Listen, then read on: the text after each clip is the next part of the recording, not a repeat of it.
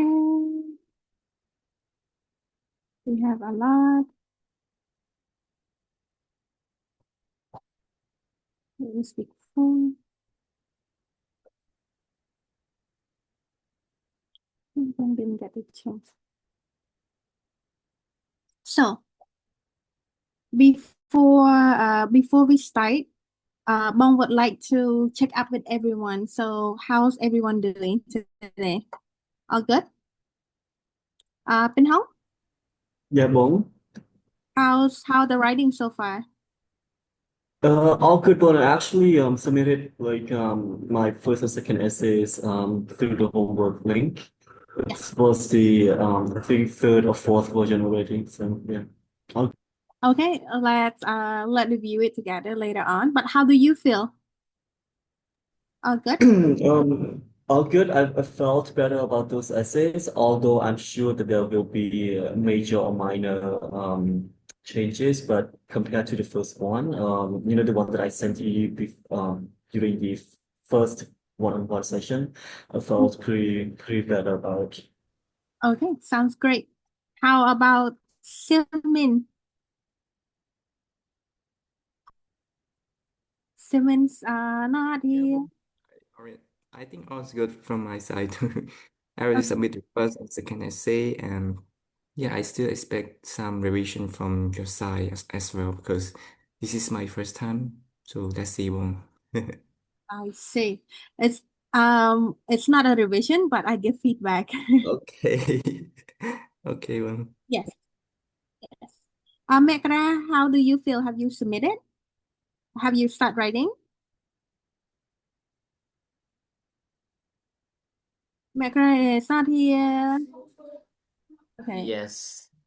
Yeah, well, I'm start writing the first and the second essay, and I still edit it, Mhm. but I make sure that when I yeah possible to submit to you, I will. Yeah.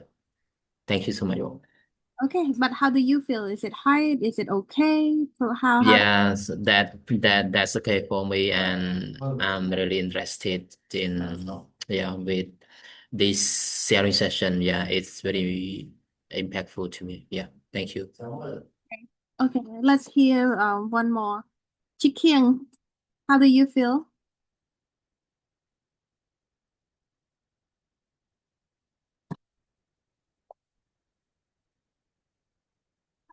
We can't hear you, Chikyang.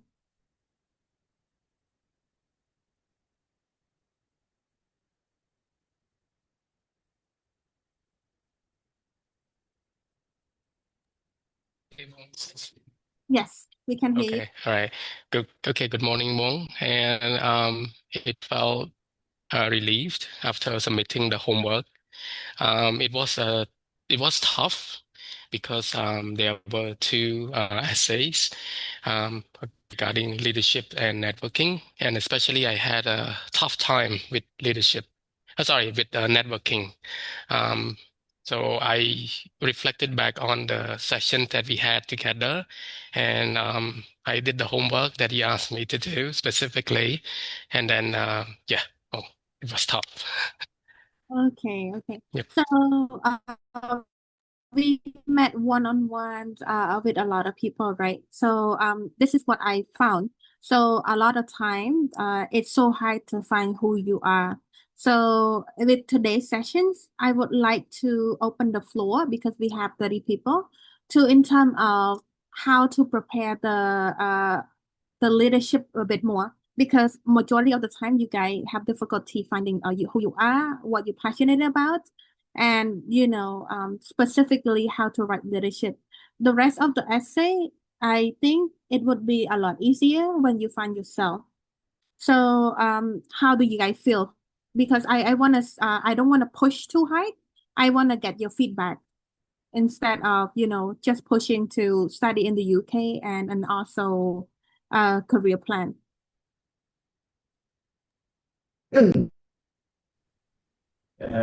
For me personally, I struggled with leadership the most.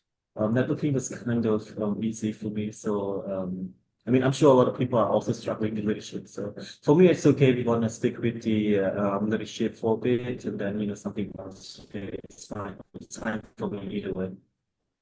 Okay, okay. Let's hear from other people. Liền Han, Chiêu, Quỳnh Lư. Yes, ma'am. Good morning, Bong. Morning.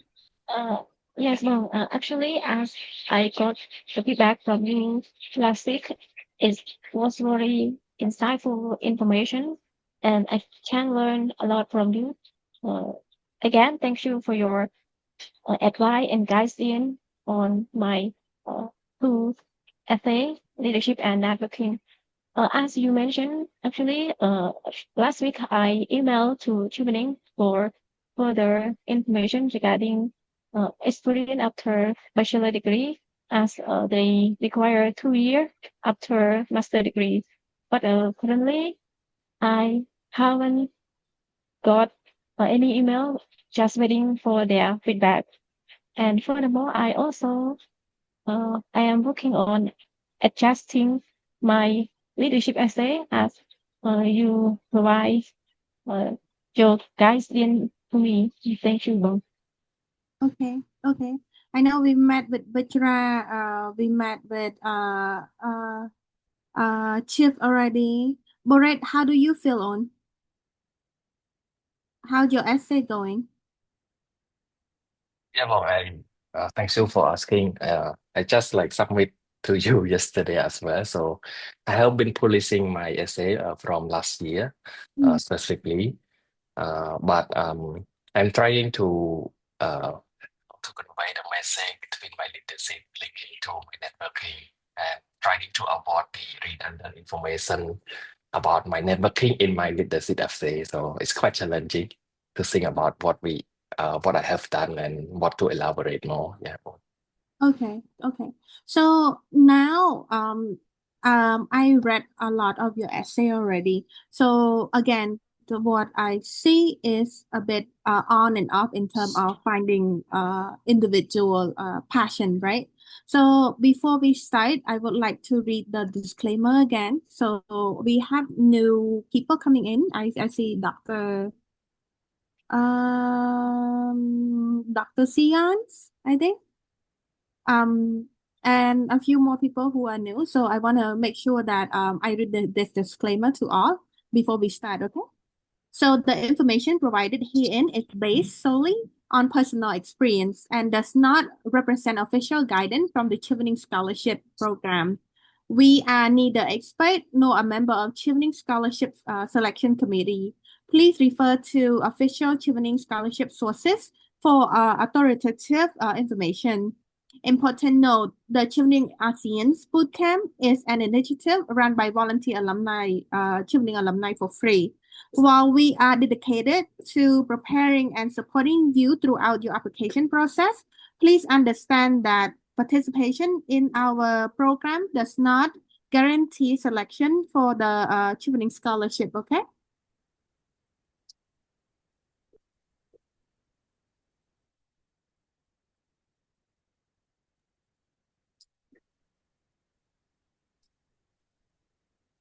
Everyone okay? Yeah, So- all good, all good. All good, all good. Got it. So a bit for the program. So the Chevening ASEAN Bootcamp and member mentorship program transform higher educations and leadership developing across Cambodia and ASEAN by eliminating the barrier to Chevening scholarship applications. Through a comprehensive 2-month program, we prepare committed application at no cost while cultivating regional talent. Our pay it forward model ensures scholarship recipients become mentor for the future cohort, creating a sustainable ecosystem and educational excellence and leadership development throughout ASEAN. Asia, core commitment. So what we ask from you guys, we provide free intensive support to all fully committed program participants, with successful scholarship recipient contributing as a mentor for future cohort. ensuring continuous growth and community impact. So basically, this program is running for free by alumni. So I want to make sure that you guys do not pay anything for this program. And also what we ask in return is when you get selected, you need to volunteer for the future cohort. If you agree, we can move forward. Good. There's no objections. We can skip this. There's gonna be writings 4 phases. We are on phase 1 right now. So writing excellence. So then we're gonna do phase 2 and phase 3 at the same time. So perhaps phase 3 before phase 2. So we're gonna start university application after we submitted the Chevening scholarship. And if you got selected or shortlisted, we will do a heavy on mock interview to prepare you, and then pre-departure when it's ready, okay? And if you are good to go, so Mo wanna revisit in terms of who you are at this stage, because I read a lot of your essay against. You guys still do not find the who you are to put down on your essay. And this is the most important part, right? So who you are lead to what you do, lead to why you want to do it, lead to your career ambitions. And some of the theme that you guys pick, it's not a theme. So again, I highly recommend to meet with me one-on-ones. And sometimes my schedule got mixed up a bit, so I asked for delay, and then Ollie will help reschedule. Make sure that you reach out to Ollie. Ollie, you wanna say hi a bit? Yes. Thank you.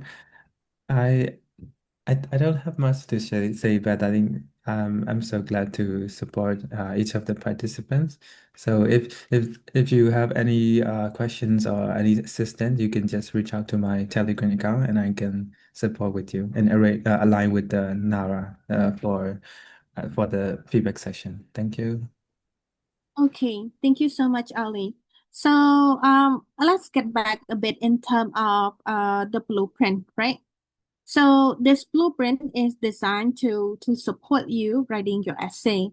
And for those who are new, you can join the Telegram group to get a copy of the blueprints. And if you need help, feel free to reach out and we can help schedule. So Ali gonna help with scheduling. Majority of the time, people stuck right here. So the problem, gap, opportunity, external and internal, and what have you done by its matter.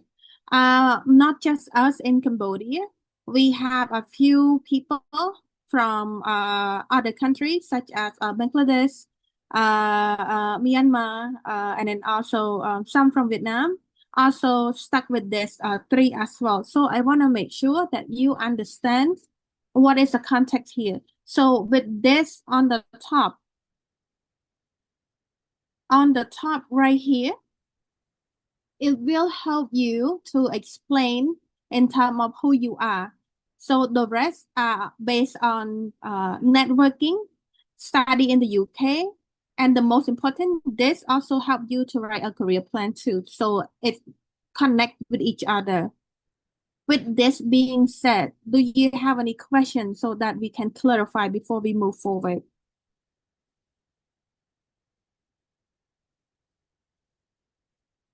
Usai?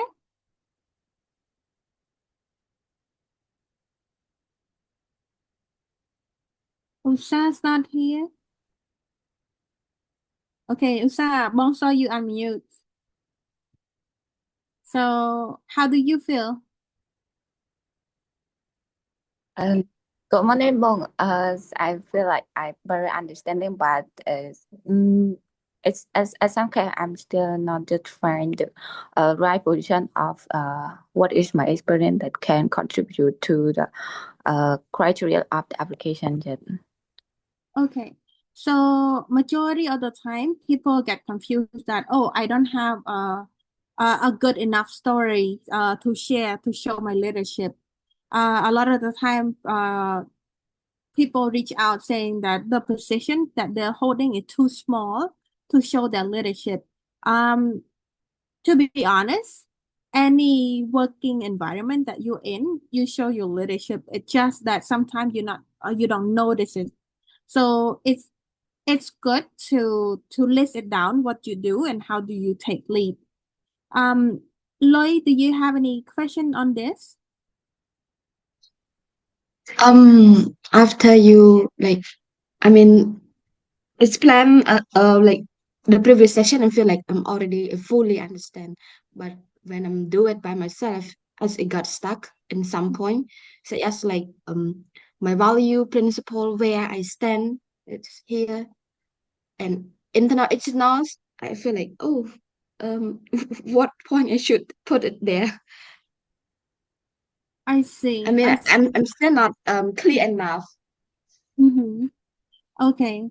I think it's important because I also skimmed through your homework as well, and I feel that the sooner we can sit down one-on-one is the better, so that I can help navigating because right now I feel like there's a lot of things to be added and there's a lot of things that we can work together to ensure that you get to where you at, right?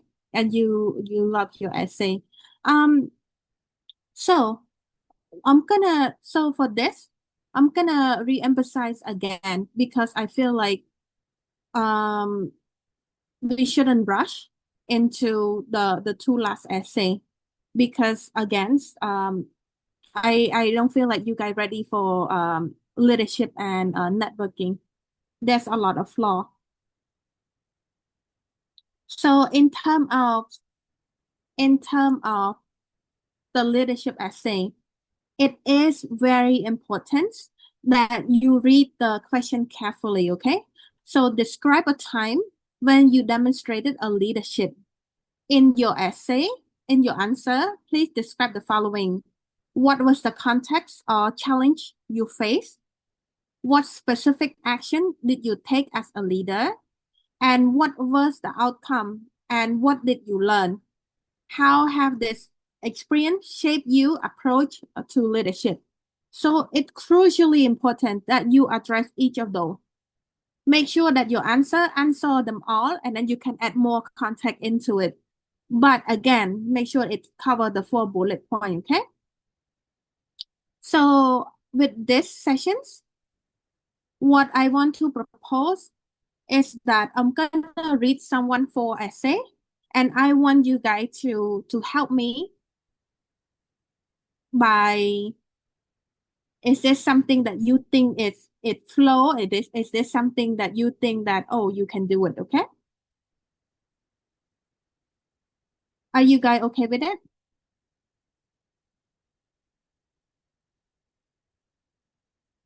Okay, give me 1 second.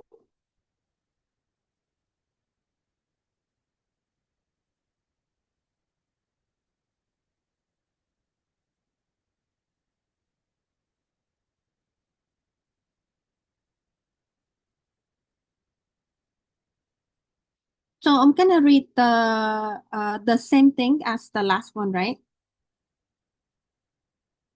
But this time it's gonna be 4 essay. So I want to make sure that you guys can hear it and start to picture it. Because when I show it, sometimes you get confused too. So let's hear it. You guys able to hear me clearly, right? Okay. Cashew nut farming play a crucial role in Cambodia agriculture sector, serving as a cornerstone for rural livelihood and contributing to overall economic growth. However, cashew nut farmers, including my family, face numerous challenges that hinder productivity, profitability, and well-being. As a co-owner of Anajak Farm, a 65-hectare farm with 55 employees, I have personally witnessed the hardship endured by farmers.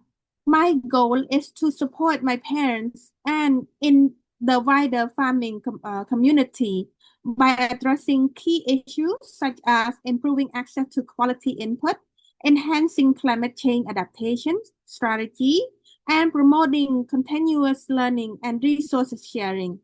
Ultimately, my aspiration is to establish a cashew nut processing facility in 𝗵𝘀 province. To me, a leader and influencer are individuals who guide, inspire, and have the power to positively impact others toward a common goal. During the COVID-19 pandemic, the demand for products including cashew nuts significantly diminished, causing cashew nut price to plummet by 53% from $1.56 to $0.84 per kilogram. Many farmers abandoned their crop, resulting in substantial spoilage. In some cases, farmers were even forced to migrate to Thailand to repay mountain debt. Despite these challenges, I remain determined, fully aware that surrendering would jeopardize the education of my younger sibling. Through connection with the Cashew Nut Association of Cambodia, I established contact with a buyer in Kampong Cham province. Through persuasive communication and strategy negotiations, I successfully garnered the buyer interest in purchasing our cashew nut at an improved rate of $1.25 per kilogram. Recognizing the power of collaboration, I rallied 12 neighboring farms to join forces with us, forming a cohesive collective. By pulling our individual farm to Kampong Cham province. Similarly, when faced with a lack of market demand for mangoes and bananas, I encouraged my father to rent 3 vans to transport our product to various market and public spaces in Phnom Penh. Tirelessly, I traveled from one local market to another, engaging in price negotiation to ensure buyers for our fruit. We were able to sell mangoes at 0.29 per kilogram and banana at $2 per bunch. In the evening, we strategically positioned our van in different locations along the riverside, competing among ourselves to attract customers. Through these efforts, we achieved sales at 150 tons of cashew nut, 110 tons of bananas, and 5,500 bunches, 100 tons of mangoes and 5,500 bunches of banana. This joint effort enabled us to generate over 230,000 in revenue instead of leaving our product to spoil and go to waste. Through my leadership and determinations, I have navigated the challenges faced by cashew nut farmers, establishing connection, rallying neighboring farm, and exploring new market. This has resulted in significant sales and revenue generation, showcasing my influential and resilient character. Although I may not belong to a medical team, courageously risking their life during the pandemic, I have been able to support my family and farming community, shielding them from financial burden. So I'm gonna read the second essay. Any questions on the first essay? How do you feel?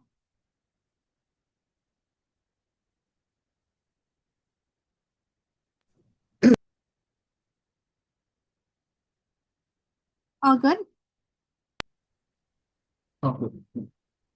Okay. So I'm gonna read the networking for you, okay? So networking is the art of building and sustaining mutually benefit relationships that can unlock diverse opportunity. The power of connection is often underestimated as people never truly know what opportunity a single connection can bring. Through my involvement with Khmer Enterprise, 𝗲𝗵𝘁'𝘀, and their business consultation hour program.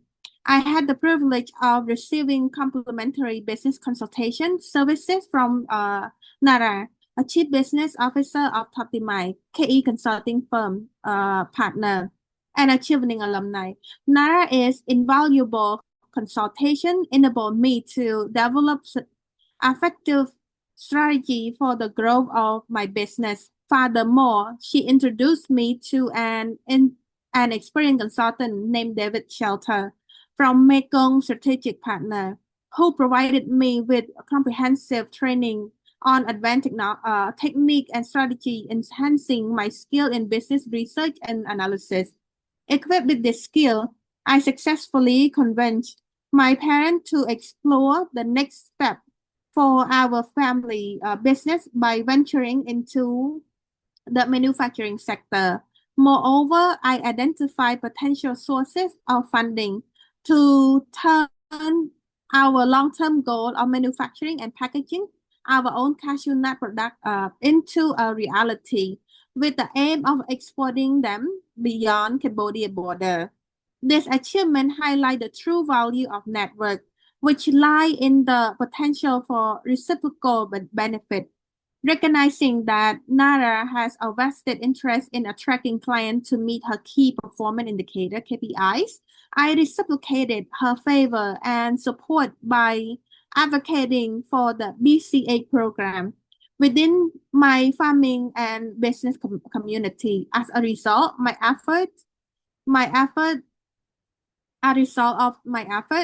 informed me that over the course of just 1 week, 100 plus SME and startup had registered for the program, and with many citing my referral.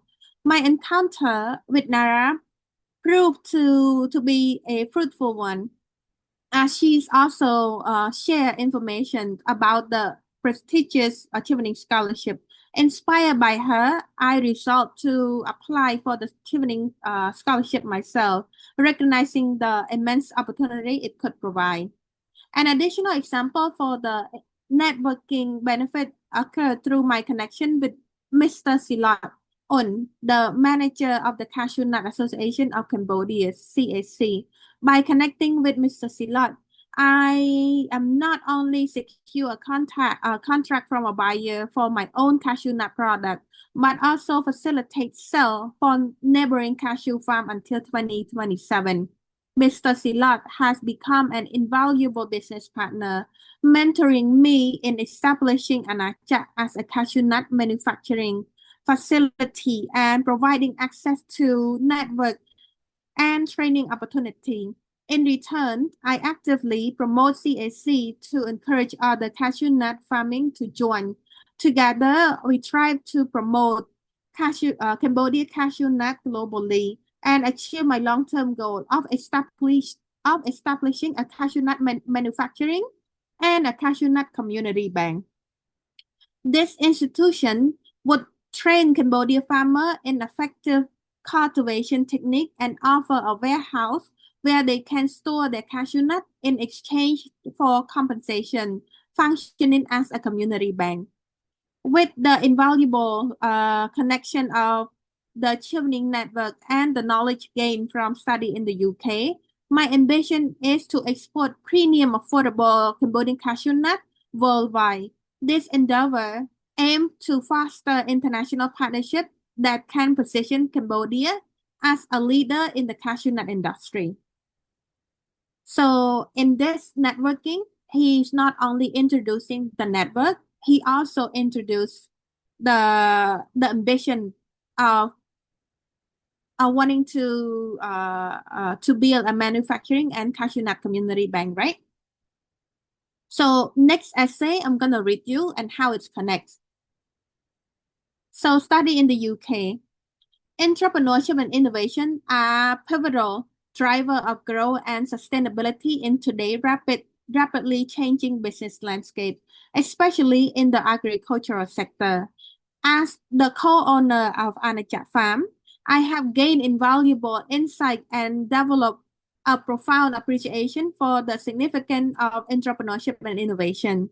This has positioned me as a role model not only for fewer farmers but also for their children, fostering an entrepreneurial mindset among the younger generation. By pursuing a master program in the UK, I can acquire the necessary skill and knowledge to effectively share best practices, empowering both farmers and their children to join forces as a strong collective power, driving positive change and ensuring a prosperous future for the agricultural community. Nottingham Trent University stand out as my first choice, with its innovation management and entrepreneurship program offering unique opportunity, the chance to participate in the prestigious European Innovation Academy Challenge would enable me to present Anachak Farm as the cashew nut bank to esteemed mentor and investor from Silicon Valley. Additionally, the business model and entrepreneurship project within the program would enhance my skill set and contribute to the success of Anachak Farm. Through these projects, I would leverage my acquired knowledge to develop a business idea, kick-starting Anachak, and positioning it as an investment readiness opportunity. This project would also provide insight into financing opportunity, pitch and presentation skill, industry connection, and real-world experience in sustainable farming, manufacturing, and processing, ultimately driving the visions of establishing an Anachak Farm as a cashew nut bank.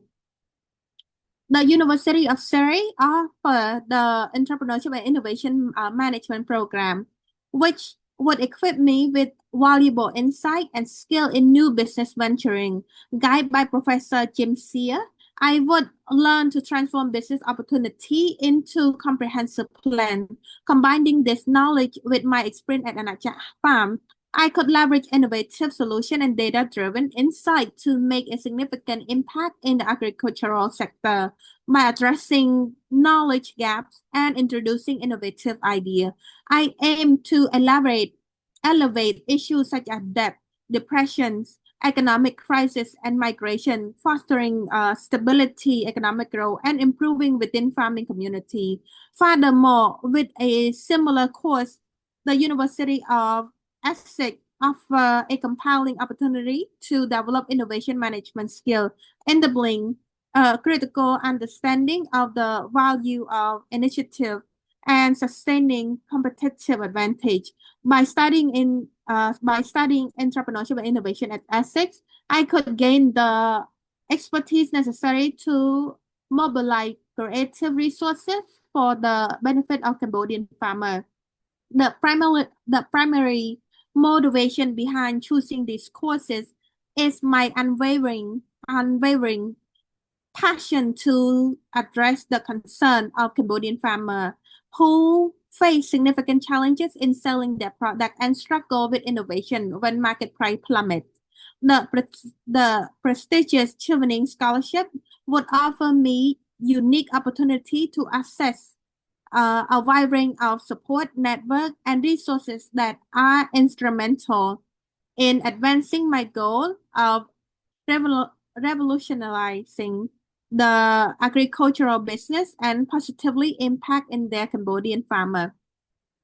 So in this, he would describe how each school would benefit him. However, in the beginning of the essay, he would describe how important it is for him to join the course, as well as why it's so important for the farmer community as well. And he's explained the opportunity, right? So I'm gonna read you for the career plan, and then we're gonna discuss together in terms of his strategy, and we're gonna go back to the blueprint. Are you guys okay with it? Yes, no, okay. Okay. So I'm gonna read the career plan. Cashew nut farming is a vital component of Cambodia agriculture sector, contributing significantly a rural livelihood and overall economic growth. in line with Sustainable Development Goal (SDG. My long-term goal is to establish a cashew nut community bank that will provide tailored financial services, cashew nut exchanges, and machinery exchange, promote knowledge sharing, facilitating market linkage, and drive social economic development. This initiative aims to address SDG 1, 2, 8, and 9. No poverty, zero hunger, decent work, and economic growth, and industry innovation and infrastructure. Additionally, a strong emphasis will be placed on promoting sustainable farming technique to mitigate climate change effects, conserve soil quality, and manage water resources efficiently. Upon my return from the United Kingdom, I will first work tirelessly to secure funding from Cambodia Harvest 2 and 3, as well as organizations like GIZ-KE, SME Bank, and ADB Bank. This financial support will be instrumental in establishing the 𝗛𝗲𝗿𝗀 manufacturing and processing facility.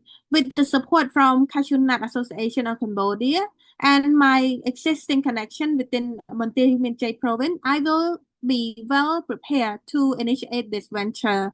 I choose 𝗵𝗲𝗻𝘀𝗀 province as our first manufacturing and processing facility because I have already secured the land required for all the necessary processes.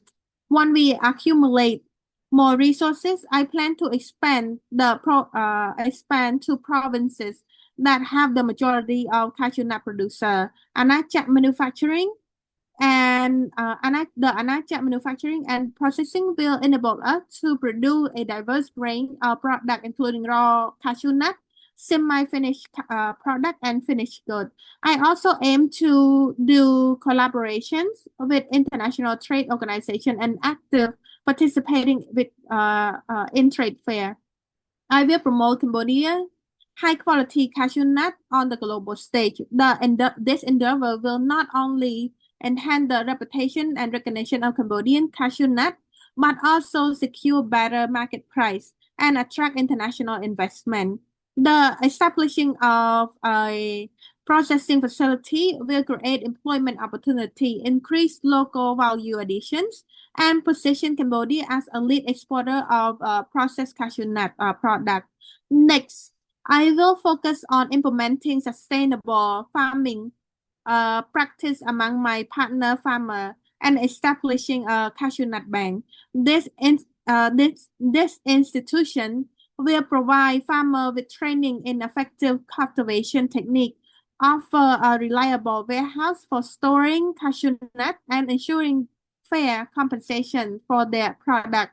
By doing so, they would have to sell their product based on the fluctuating market price during the harvest season. Through this community-driven initiative, I aim to stimulate economic growth and stability within the farming community. Alongside the Cashew Nut Bank, I plan to mobilize resources to create more warehouse storage in 𝗵𝗀𝗻, 𝗵𝗀 and Staeng Trang province, which are the major cashew nut producer location. I am dedicated to addressing the challenges and transforming Cambodia cashew nut industry. My comprehensive plan involved the establishing of the Cashew Nut Bank, providing access to essential resources and fostering economic growth. Pursuing a Chevening scholarship will empower me to enhance my knowledge, skill, and network, enabling me to make a substantial impact on the life of Cambodian farmer. Okay, so how do you feel? 𝗵𝗲𝗿𝗀𝗀, I'm gonna put on you again. Sorry, it show. No worry, bro. Yeah, I think like hearing his or her full essay, I think like very descriptive. But I believe that because last year I see somebody asking the question as well how many birds last year application. So just 500. want to add, just for 500 like per essay. So it's quite descriptive. And for this year, I think we need to, how can I say, condense it by keeping all the all the valuable significant words and stuff like that. I think it's quite challenging. Yeah. I think it's all right because in his essay or her essay, he, for example, study in the UK, he described three, but in terms of, this year they only asked one, right?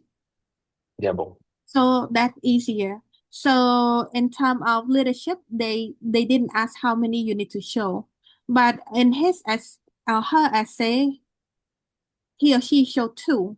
But again, you can choose, right? But the meaning of description is still there.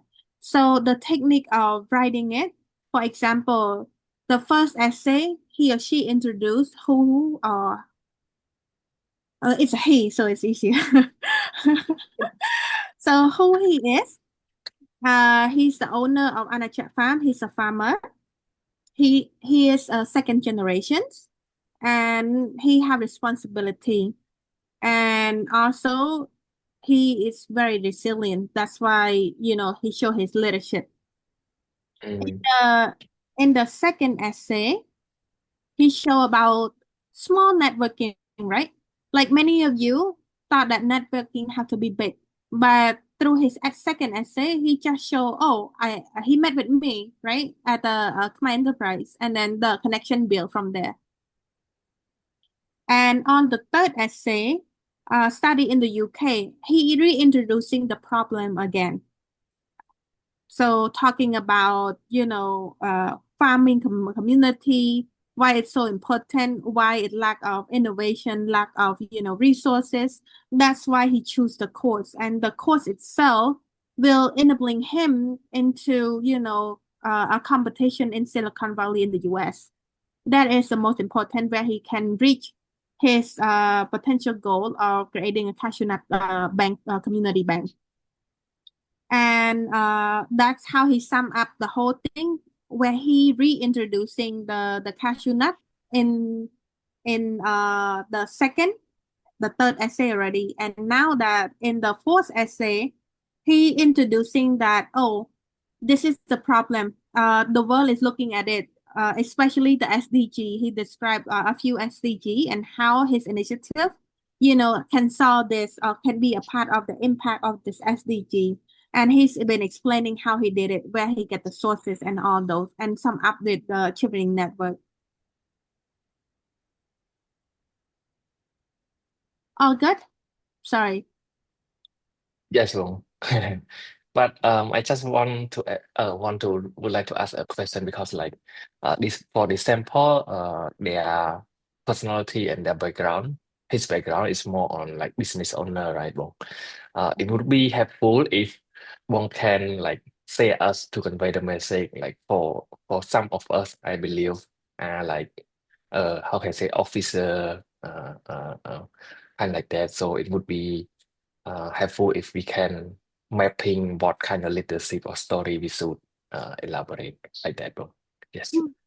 I will ask in terms of, it's very personal. That's why it's hard for me to share the Yeah, recording. bro. Also, the slide as well, because the slide also contains sensitive information. But Yeah, bro. in terms of other essay, I can share mine because I wrote mine like 5-6 years ago. But at the same time, I can read it for you guys so you guys can compare. Yeah. But before that, I want to make sure that you guys understand in terms of how to put all this into a blueprint. Let me see.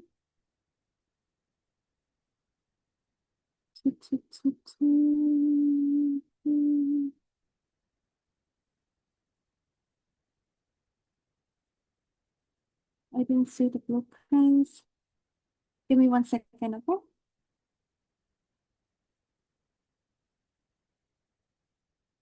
Any questions before I move forward? Because I feel like you guys are stuck with leadership.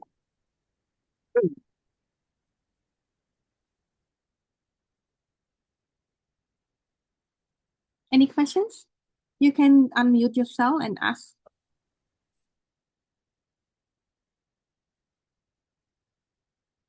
How many were previous applications? Okay.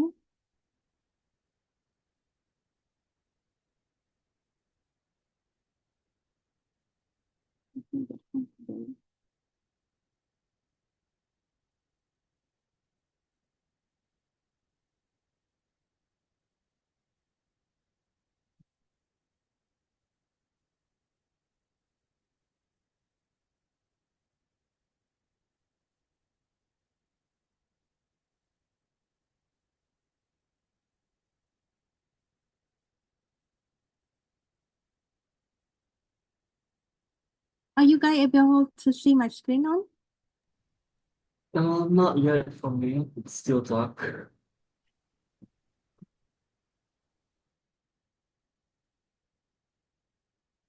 Still dark? Yeah, it's still showing.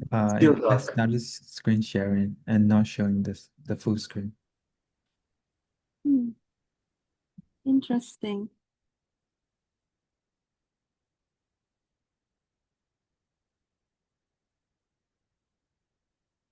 Yes, we can see it now. Okay. Now I would like to go over it a bit, okay?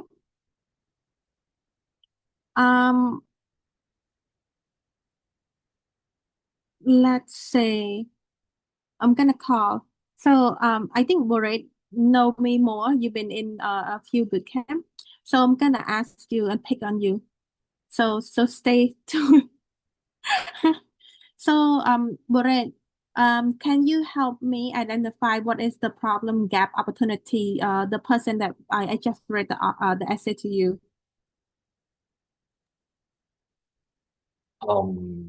Yeah, Bong, feel free to add it just in case I missed something. So for the problem, gap, and opportunity for the previous essay, I noticed about he mentioned about the for the ethanol part, he mentioned about the COVID situation and also about the pricing between the middleman, which is the ethanol fork.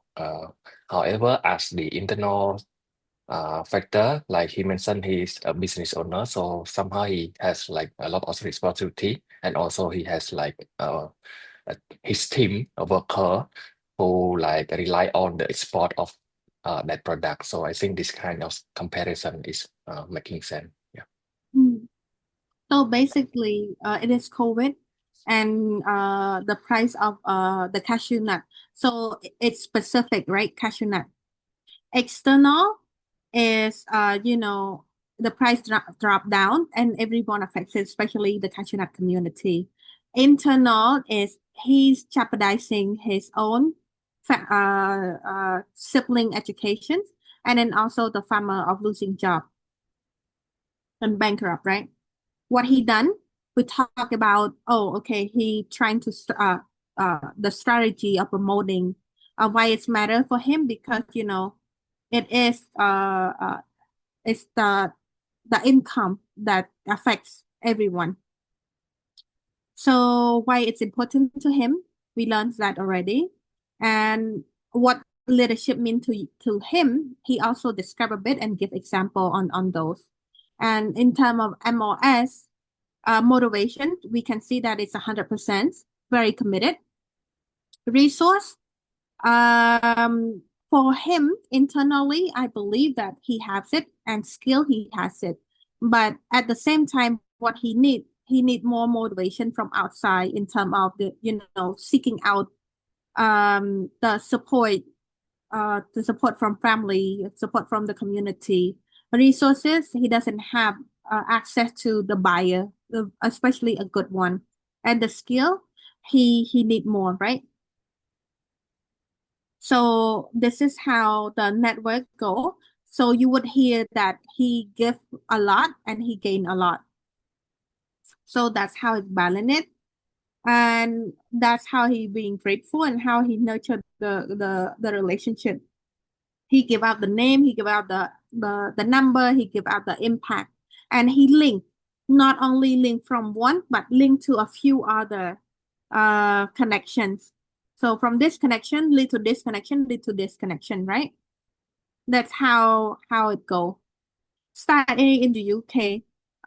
Anyone want to give it a try after hearing his study in the UK?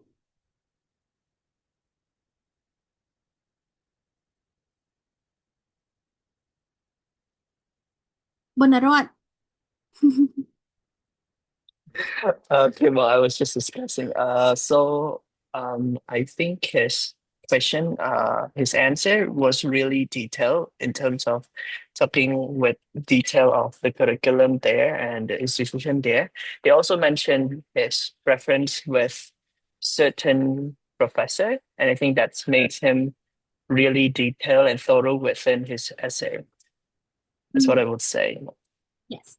So in the beginning of his essay, he talked a bit back in terms of his passion, right? What he want to do, why in Cambodia the lack of resources is still there, and then also why he needed to be in the UK. Okay. In his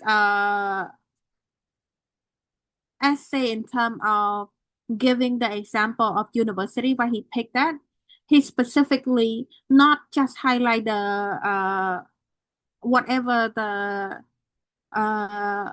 university throw at him, but he reflecting back of this course would benefit him like this and this would gain him more network, would give him opportunity like this, like pitch in front of the investor in Silicon Valley. How he it's also connect to why it's so important for him to build the cashew nut community bank and manufacturing, right? So you see it's linked together and it's aligned. And at the end, he show and give confidence that, it's gonna happen because it connect to a career goal. Anyone want to give it a try?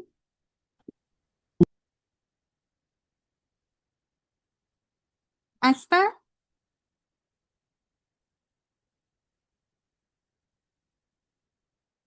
Esther is not here. Lloyd, are you here? Lloyd's not here. Gonna go Yes, I'm back. here. Okay. So, Lloyd? Yeah. So after you hearing his study in UK and career goal, would you invest 150,000 on him? For me, yeah, I will invest with him because as I noticed he like bringing the benefit from the UK and he like use it in the 𝗛𝗏𝗀 farm. I mean like he have a clear goal after I heard you read he essay. Mhm. Yeah. How do you know it's a clear goal? One thing that I noticed, he always mentioned about the 𝗛𝗏𝗀 farm and the farmer under those factory or like their scope. I think it is one of the best thing that he still focus from. He connect from like from one to one among the four essays. He remind the reader in terms of where he's come from, why he doing it, why it's so important, and what have he done and what he need, right? Yeah. Do you notice anything in detail in terms of why how he didn't make you so very persuasive?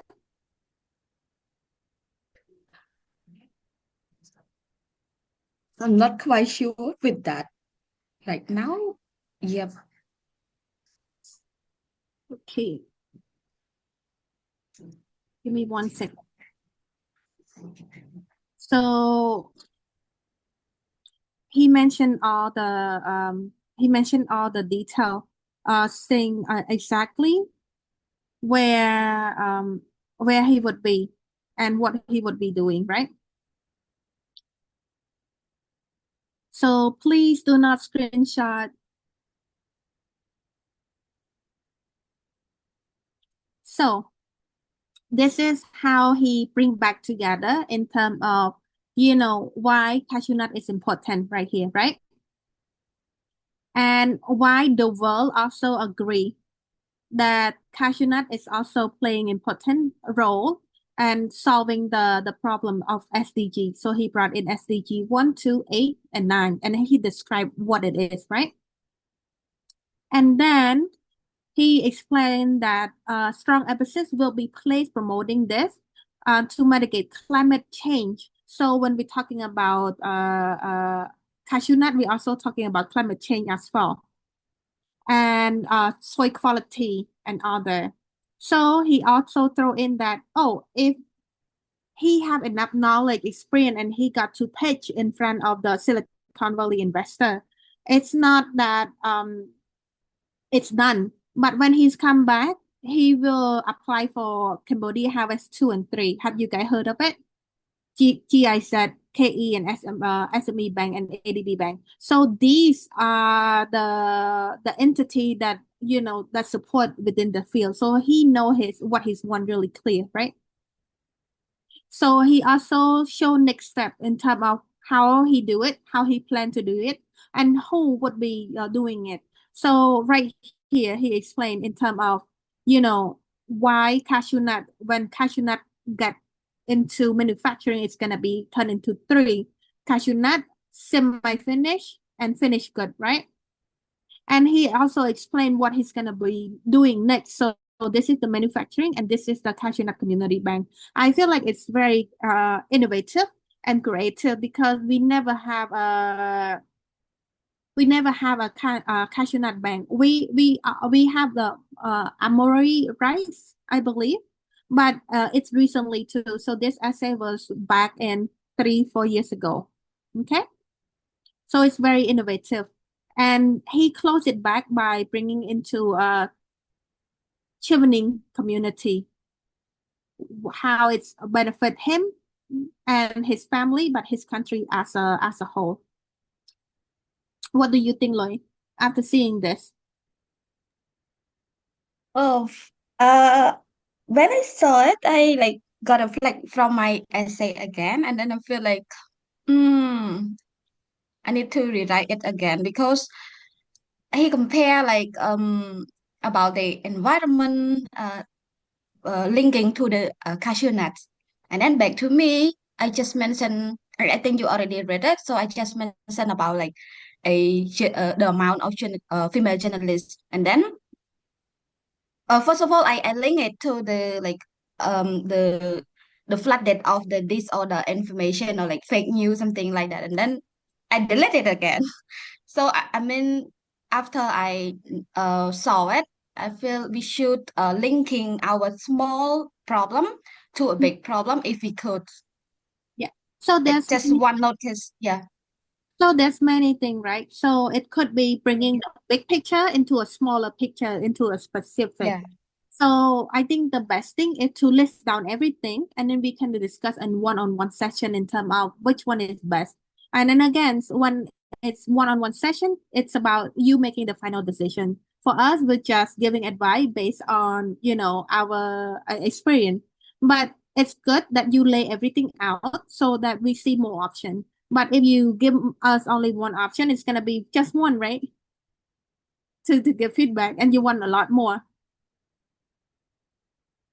Okay, so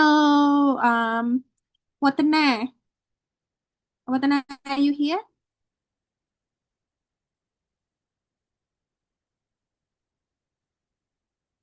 Watana is not here. Ang, how do you feel on? Sorry, Bon, I just joined the meeting, so I was cut off from the previous conversation. Okay. Let me see, who should I call upon? Tai Hong? Okay, let's hear from Hello, Mom. yes. Can you hear me well, Mom? Yes. Because I'm on a car right now. My internet connection might be too bad. I might need some part that you presented earlier. So, can I have the question again, please? Have you started writing your essay, and how do you feel? Honestly, I haven't started yet because I'm busy laying out the idea first. think I'll probably start writing after this meeting. Yes. So let's go back in terms of writing leadership and networking a bit. How do you guys feel? Should we move on with the leadership and network and focusing on study in the UK and career plan, or you want to wait a bit and start the study in the UK and career plan? Yes, Ping Hong. For me, the leadership and especially the leadership is very important. So it's for me at least, but you guys can also share. It's okay that we spend today as kind of like the last session to focus on this one.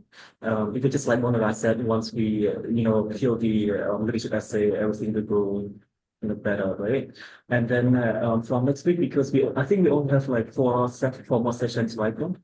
I think we have only four. The last one, it should be on the 21st of September. So from next week, for me personally, I would like to move on to the next two essays. But also my Bong just showing the essays of what's it called course and career plan, because those are kind of very understanding for me. So even just a quick this morning, I also understood some already. Mhm. How about others? How do you feel? Chikim? So after writing the two essays, I still have problems like identifying the leadership quality that I have, and also regarding networking. I wanted to make sure that what I wrote down, the connection that I wrote down is a two-way street. Basically, I give something, and at the same time I gained something as well. So I really want to refine these two points that I wrote down, and want to make sure that those meet Chevening quality. Yes. So let's take a look back in terms of what we've been doing, right? So this is from last week, okay? So last week, this is the questions that we need to cover. Am I correct? I think I'm gonna just pick one person and then communicating. So it's hard to do it online when everyone mute. Who wanna be a volunteer here?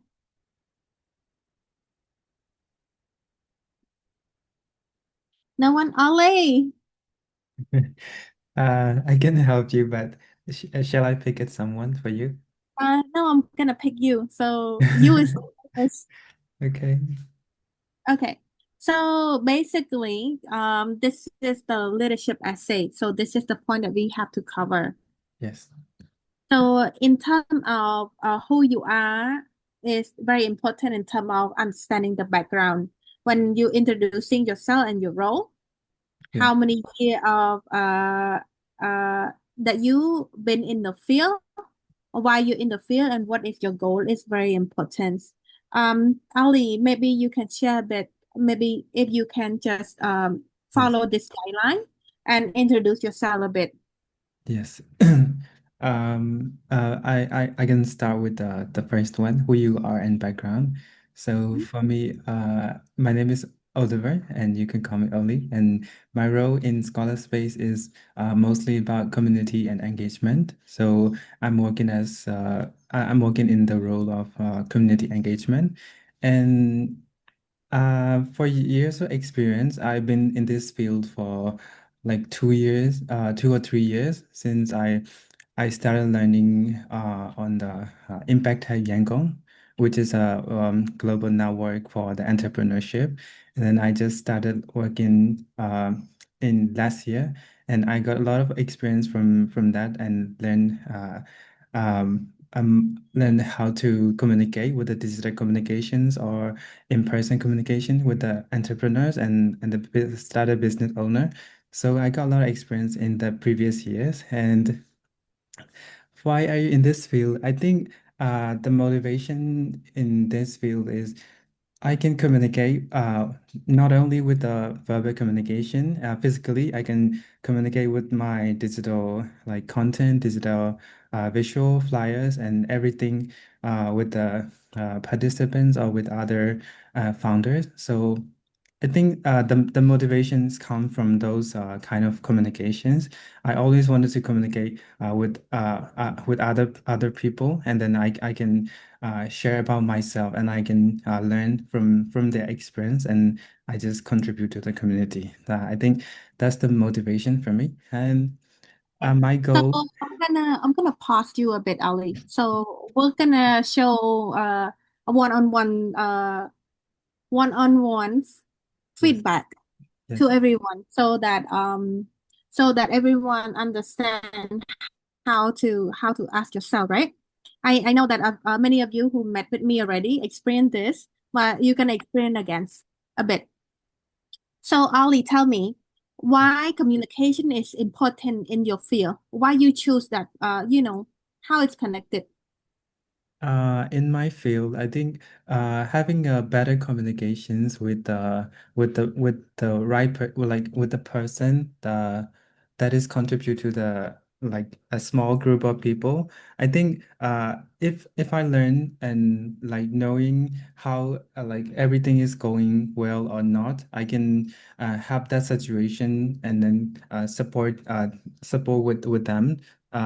For example, if a founder he or she is a small business owner and then they want to improve their digital marketing skills and then they don't know how to start it, and then I can support with some trainings, and then I can have a better communications if I know more about what are their needs and wants. So I think having a better communications is better. Let me pause it a bit. Yes. So let's talk about your direct beneficiary. So in terms of your direct beneficiary, you mentioned that SME and a business owner who need content or digital skill, right? Yes. Why they need content and digital skill? Why it's important to them? Uh, I think if they want to grow their businesses, they need to know more on like digital marketing skills or making more content. So I think it's important for them to know more about that skills. Why? Uh, I think it's a bit hard for me to say. I think they may want to grow or like big like making improvement to their businesses. I think that's the reason. Okay, so of course they want to expand their business. They want to generate more income. Yes. But why are they not, skilled in digital? They did they not learn or study that field, right? Yes.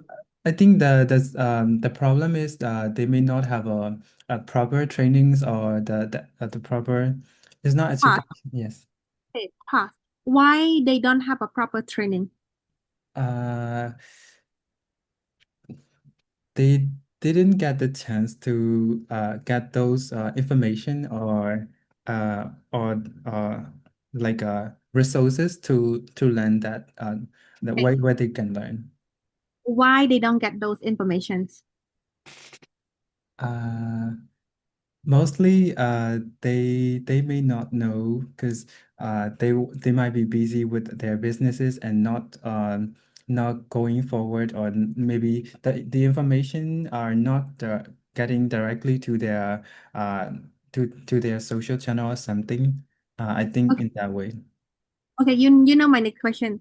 Yes. Why it's important for your role to make sure that they get information, they know where to get for help. Why? Um, for me, I think I'm a bit confused. Uh, So if the I question So the question is, we can sum up that um, a lot of business owner in your field are not, uh, digitally literate. So meaning that they need a lot of support to adapt into a new environment, especially with technology, right? yes. So with this being said, you mentioned that, oh, because they don't have resources or they don't get information that they supposed to get, Yes. and why they don't get those informations, who is the resource provider, why aren't they uh deliver the resources to the direct beneficiary? What are the gap, what are the issue here? Yes. I think the issue is mostly on they're not familiar with the social platforms. Some of them maybe don't know how to use those the like resources like Facebook or Instagram or something platform. So I think if we find out like which kind of platform we should use for resources sharing or information sharing, then we can emphasize on that platform and start sharing to those small business owners. Okay, so what have you done? Uh, I think mostly I collected their email, and then I like or phone number in Myanmar, and then I contact to some of the business owners and which kind of platform is okay for you to contact and have a like communications, and mostly they are okay with Telegram or other platforms or Viber, something. So I just started using those platform as a group of channel or something, and then I deliver the information on this channel, more focused in on these channels. Or why do you choose this method? This method, I think, if if I start standing like sending and delivering those information in those kind of platforms, so they can understand, they can like know and they can have like resources in this channel, and then I think that's the better solution. Like not sharing on the platform that they are not using is not affected. So we just have Are to you do proud? that group. Are you proud of it? Yeah, I'm so proud of it. Sometimes they are also like making engagement with me and other members in the channel. So making like seeing them having like sharing or having some of them are sharing about if there is some events or this if there is a new information like they can get grants or they can get funding from another like sub organizations. They can like just share it in a channel, and then they just know more and more about their resources. So Okay. I'm so proud of it. Like they just making a communication in that channel that I created. Okay. Now I'm gonna go back to 𝗶𝘀𝗶𝗲. I think 𝗶𝘀𝗲's here, 𝗵𝘀𝗁 here. Who's not? I haven't called or haven't answered me. Let's go with Chiu. Yes, So, Wong. so Chiu, based on what Alva, thank you. So based on what Alva mentioned earlier, can you come up with the introduction of his leadership essay? Oh yeah, I think maybe we can start with the lack of like media literacy in Myanmar, starting like external problem, and then linking back to his passion. Like he want to like improve the media, like spread the media literature in Myanmar, and as an entrepreneur, like start with who he is, stuff like that, Bong. So I think maybe start with bigger picture. Okay. Yes.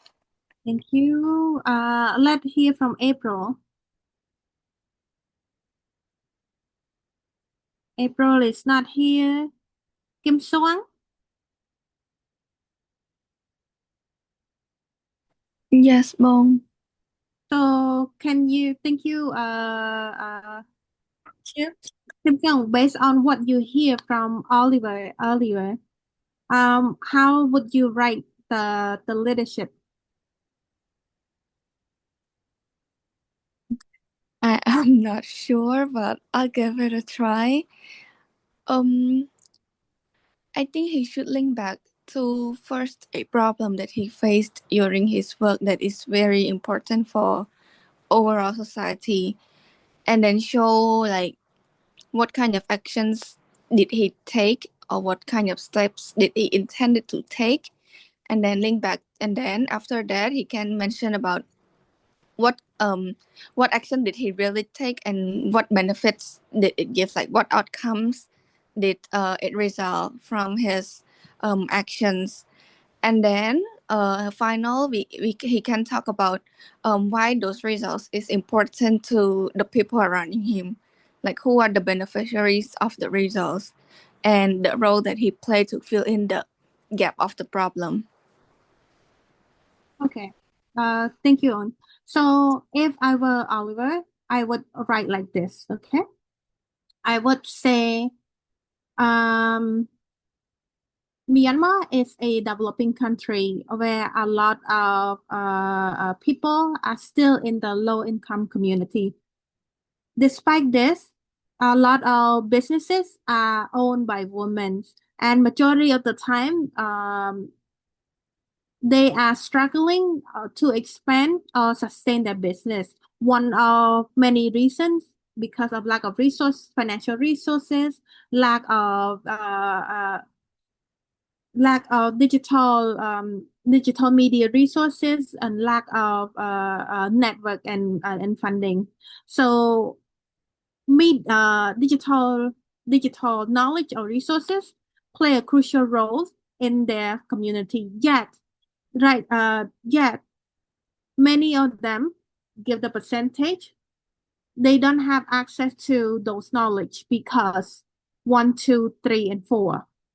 With many years of experience at the Impact Hub Yangon, I am in charge of leading the team to educate small business owner, to train them how to do media, blah, blah, blah, blah.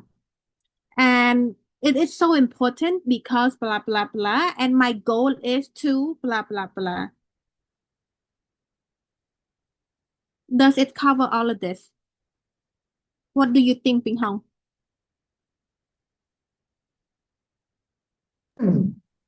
I think it kind of does because at first you gave a big picture, especially when you said the majority of women in Myanmar are the small business owner, and then after we gave a big picture, you narrow it down to the activities like who's the activity, how you going to do it.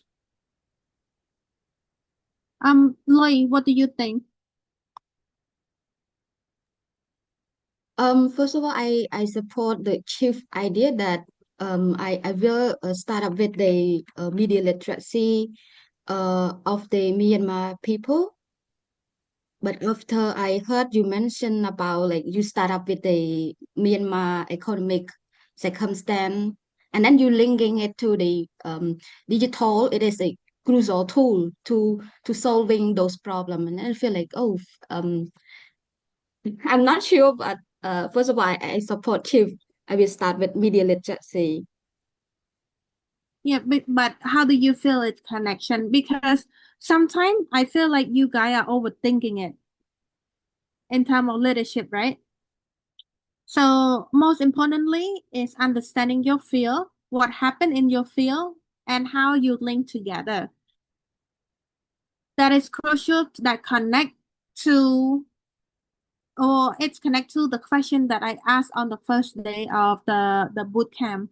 What fire you up to do your job every day? And this is what fire you up, right?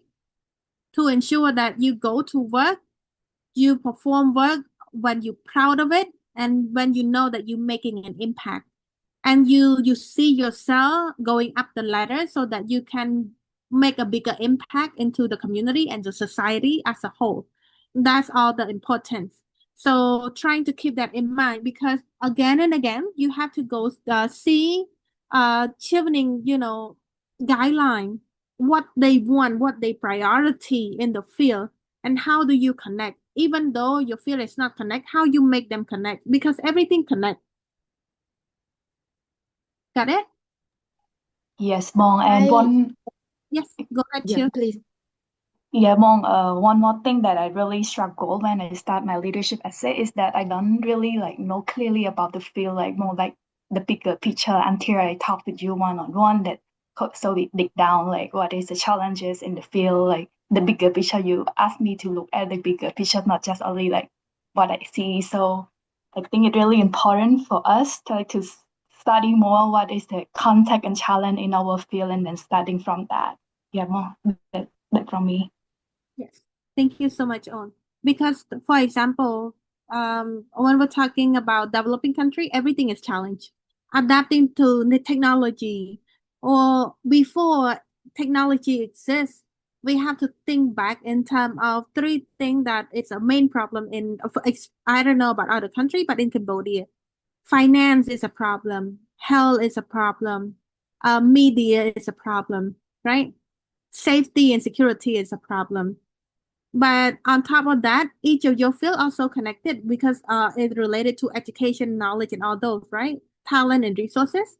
It's also connect with each other. So when you find a way to connect one stop to the next one, that would be ideal. Yes? No? Okay? Yes.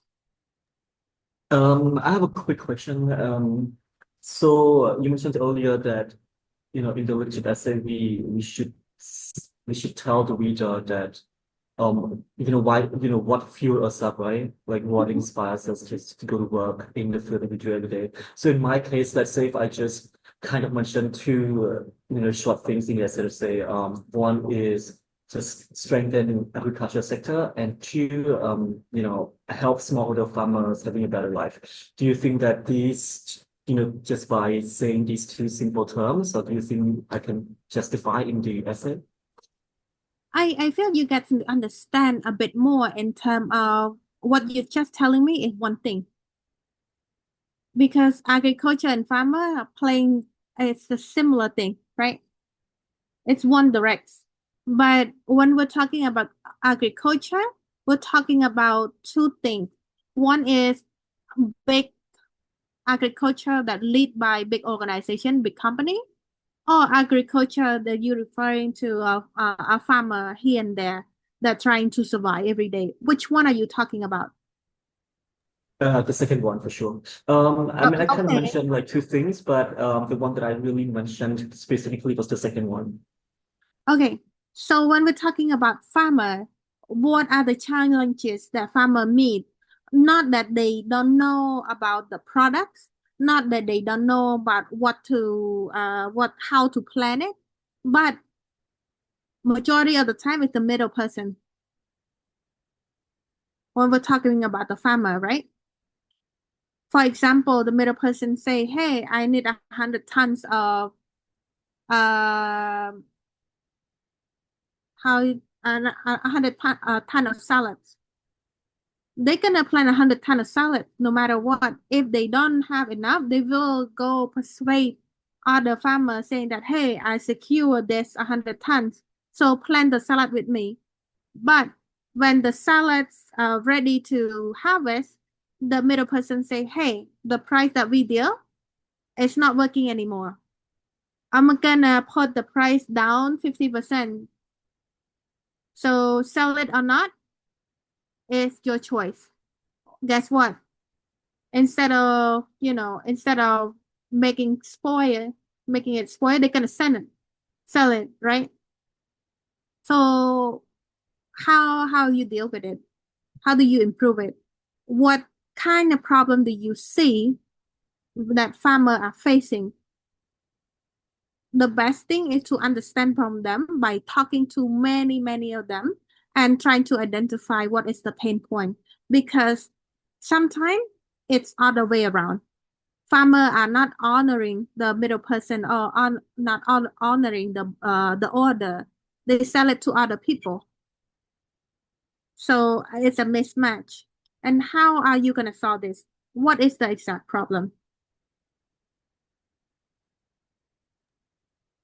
I mean, this is it's really big issue, but for my essays, I actually didn't I talk about the lack of market demand and also the extension service, so it didn't really cover on this one. I mean, I agree with you that you know, with the let's call it the contract farming, right? This is a big issue, but I focus on different other issues because it's not just one. I So agree with you. It's not just one. That was just an example. So yeah, as long as you understand clearly what is the pain of your direct beneficiary are experiencing and how okay. you deal with it and what have you done, why it's so important that it wake you up if you didn't finish it. That's the Yeah, kind of motivation and ambitions that you know, should be reading on your essay. okay, got it. Yeah, I think I put it in there. Okay. Any questions? I'm sorry, today it's more like a get back and put it everything together so that you guys can you know, work on it. And the essay, if you submit it through a link on Google Doc, please go ahead and if you need to edit, you have until Wednesday to alert me that you finish it, and then I can go and comment on it. Because I read many of you guys already, and it's not to the standard what that I want. Yes.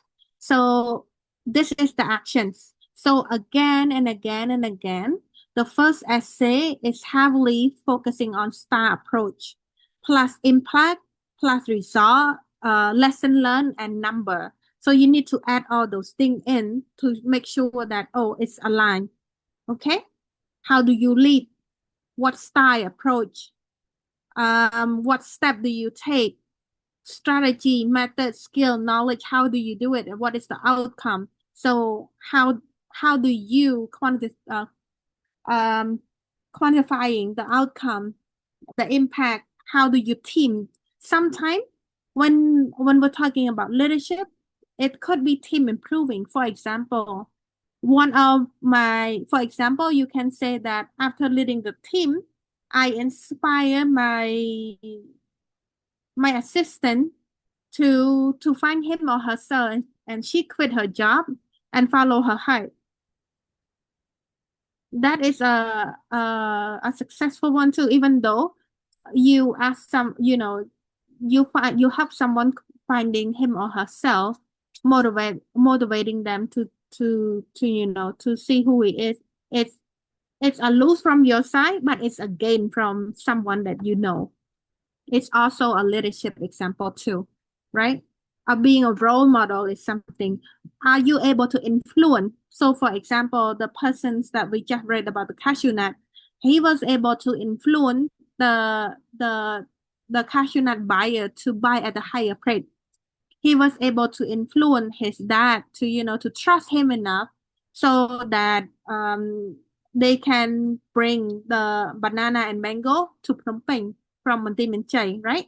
He was able to influence the community member, farming member, to put all the product together and rent a food truck to come into Phnom Penh, Kampong Cham.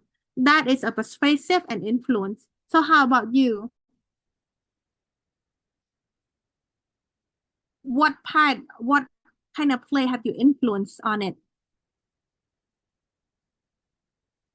What do you learn from it? Like earlier, so as a manager, as a leader, sometimes we love our team so much that we become greedy. So for example, like I mentioned earlier, that if we help someone identifying how a way how to do their work faster, to find themselves, to understand that the field that they are in, it's not the field that they love or they do. Being a mentor, being a sister, being a a manager, play it all. What kind of leadership are you? What do you learn from it? Sometimes you can describe an unsuccessful project, but a successful leadership style that help people. That would be something that you can use too. So there are many ways that you can use it, but again, pick wisely so that you're not regretting it. How that experience change your leadership philosophy? Because sometimes you say go, go, go, but at the end it was like, oh no, it's not. It's not about you leading it. It's about you persuade, you inspire, you motivate your team and the partner. So what do you learn from it? Oh, do you discover any new strategy? And to make it, for example, from 𝗶𝘀𝗀𝗀 to Phnom Penh usually take 2.5 hours, but through your strategy, it take a minute because you don't need deliver through a physical letter. You can give a call.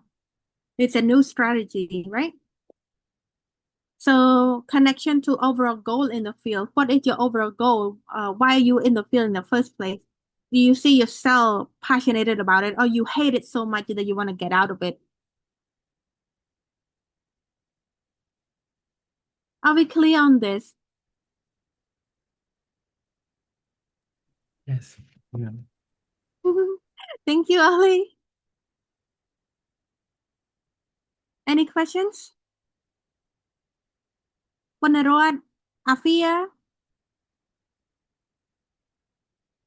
𝗶្ឍលឺ, K, រតនៈ, ពេញទៀង.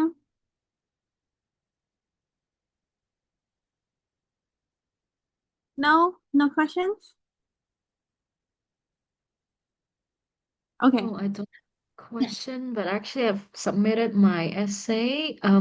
I haven't received feedback from you yet, but actually when I follow this point, my essay is very, very long, and Don't I don't worry. know when. We will Yeah, I just let my idea flow first. Yes. That's why I asked you guys to submit a link. So you can put the first version, the second version, so that I can see the progress, right? So, Wale, any specific question on? Not really, Boo. Okay. Ali? For like submitting the homework, like document, some of the participants they share the document but not sharing with the access, and some of them still not given the access. So if you are reviewing, Bungara reviewing, she might need to get the access. So giving access and share it would be better. Thank you. Yes. Hello, Mom. Sorry.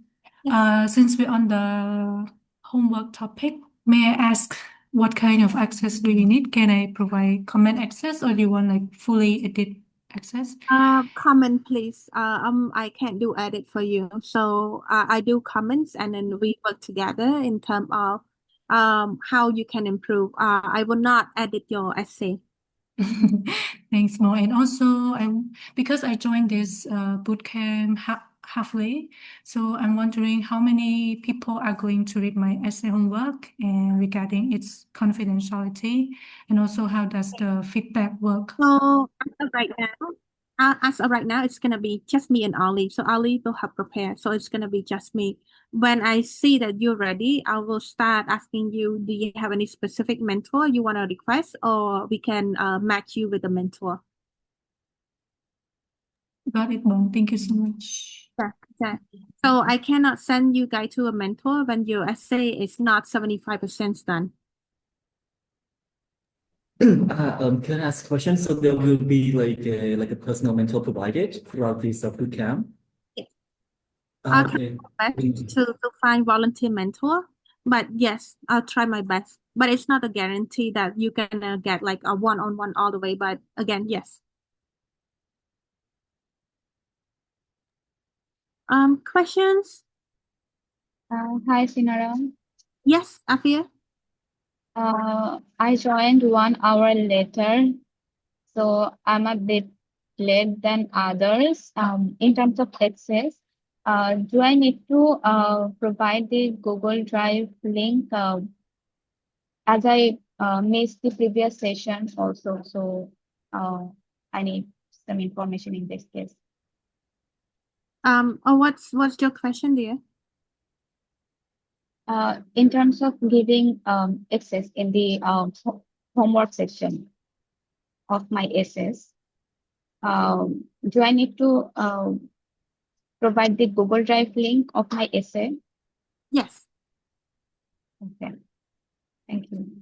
So make sure that it's you give me access for commented, because sometimes when I go in and I don't have access, I will go to the next person. Okay. So are we clear on the leadership? Can I move on? So my expectations is to read a better essay. Okay. We have less and less time, and I want you guys to push it. So, coming back to relationship building and influence essay. Again, tell us about professional relationship you have built and maintained.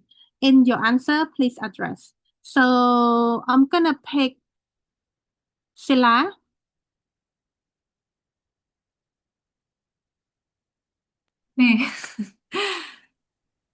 Sila, with this, what is the keyword here? Keyword? Yes. Professional relationship built and maintained. Okay. What do you think?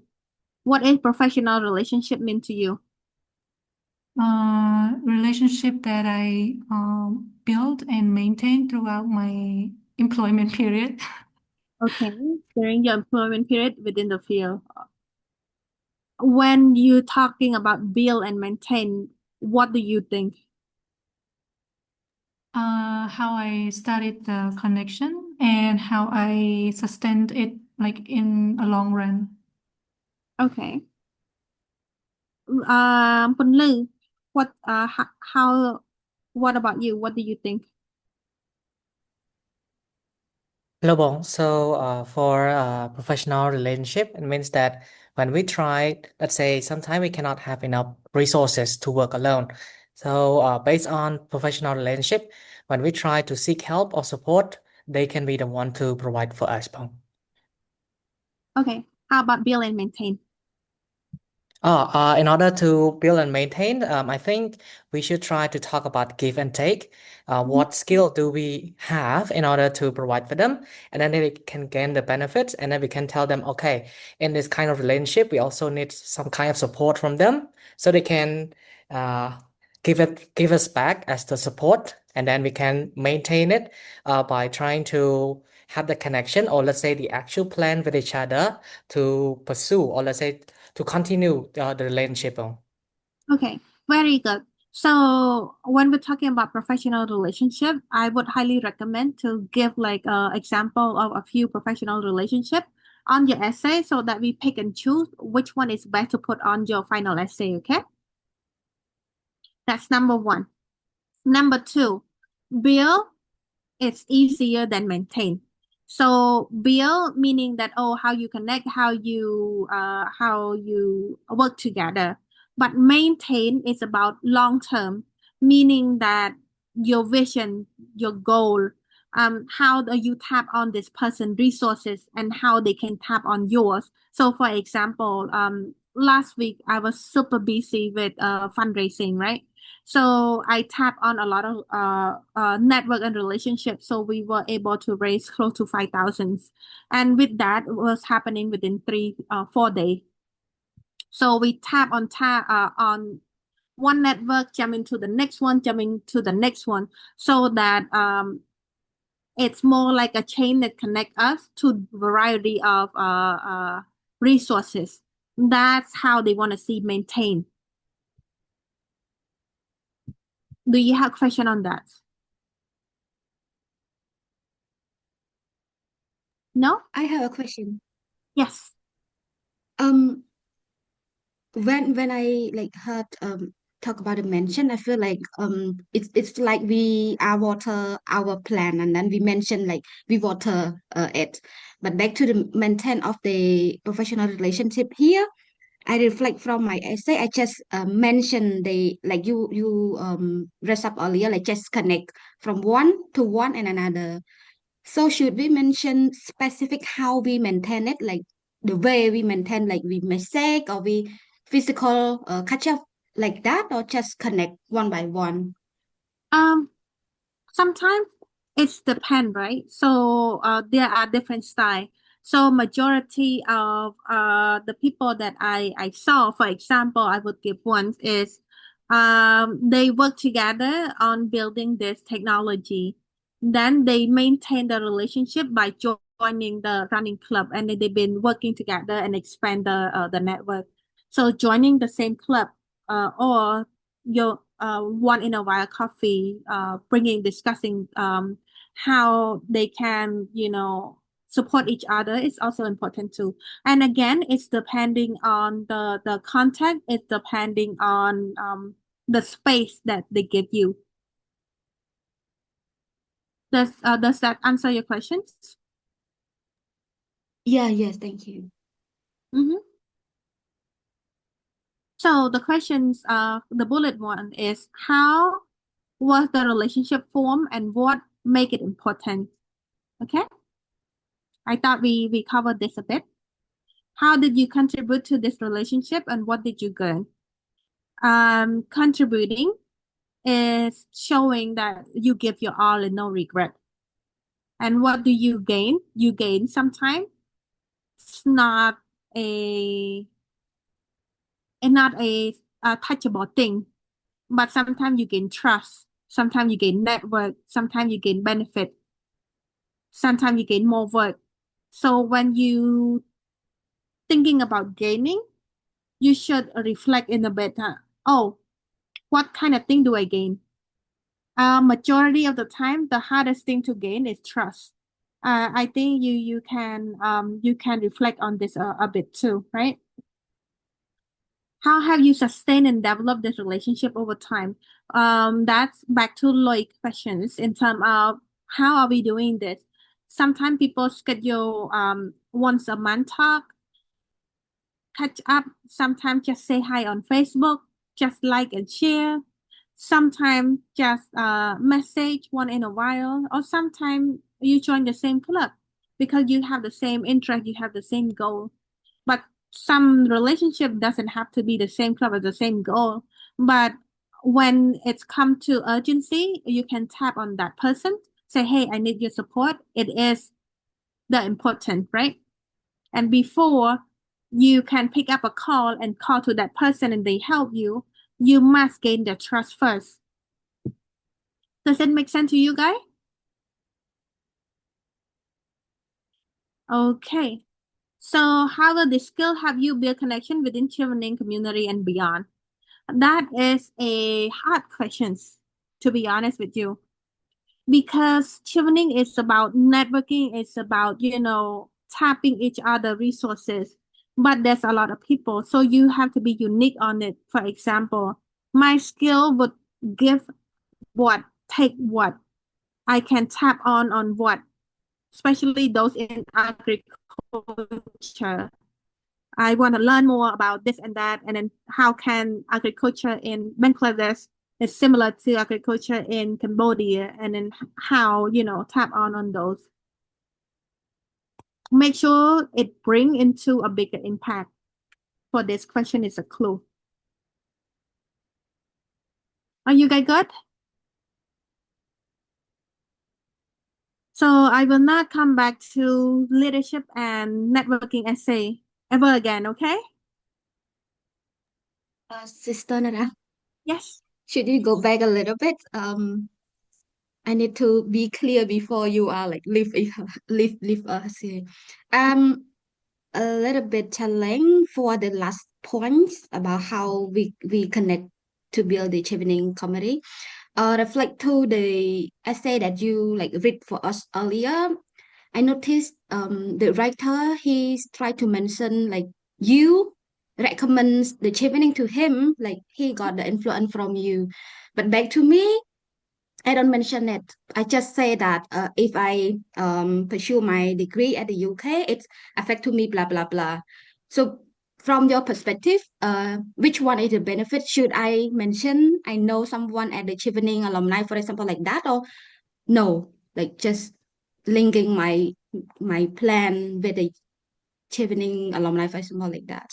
Which one? I'm a little bit blur like that. Okay. So the persons that mentioned me because he was my client, right? But when we're talking about skill that help build connection within Chevening community and beyond, we're talking about community internationally and and Chevening community in our own country. Yes. So basically, for example, you wanna tap on the Chevening network so that you can learn, you can share resources, and you can potentially partner in specific field.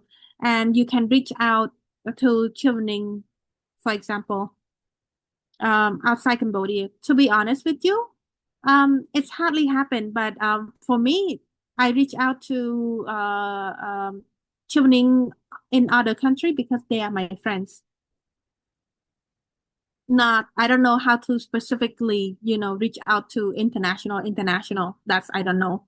But we're just friends, so we'll just reach out here and there. But in terms of, thousands of people, I don't know how to reach out to them, to be honest. But you can show in terms of, okay, media, it's a team, right? So it's a big network. And then, like, since you're in media, Chevening have internship, and I think it's a very good one if you can tap on that internship. It's a BBC internship.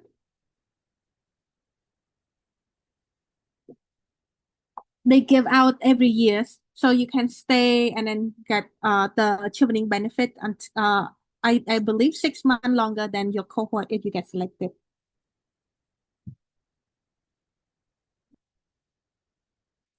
Questions? Again, in that point, I feel like if I just for example, like I mentioned okay, I will connect with the Chevening alumni at the international stake, blah blah blah, and then I feel like it's just the word, it's not the real effect. I'm not sure it is will happen in the future or not. That's why I feel like, oh, I lie to myself. So should I put it like that? That it is a problem.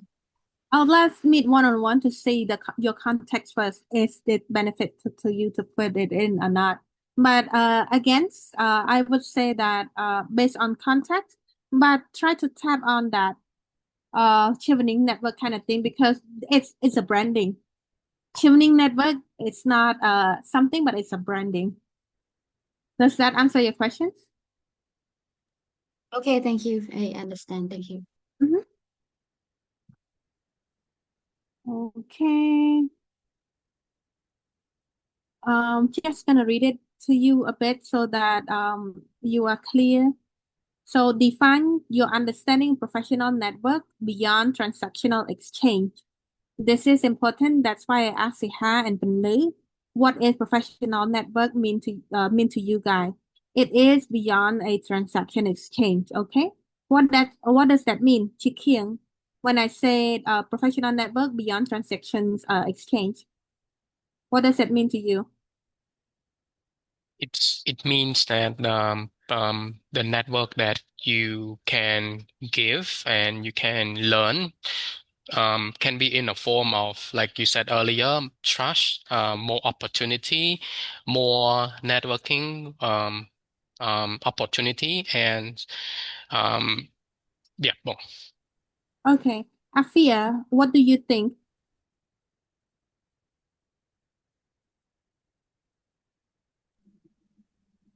Hi, Sinara. As I have mentioned, I missed previous session, so I need to understand first about the questions and answers other gave. Okay. Then I can say something. Okay, so just this word, network beyond transaction exchange. What do you think?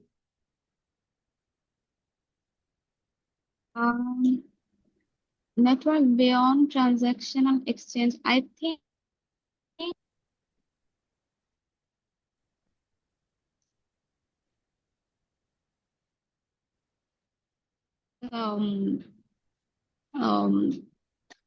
giving it's more like being in a professional network, build a professional network, and after that have some benefits for myself and for others. It's kind of that, right? It's ishi.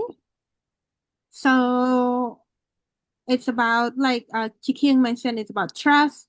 It's about continuous potential partnership. It's about knowing who to call when you run into trouble. And this would give answer to your principle of giving and taking. What do you believe when you give and what you take? Because when you give too much, you will get, burned out. When you receive too much, and it's not good either. What is your principle? Write it very clear.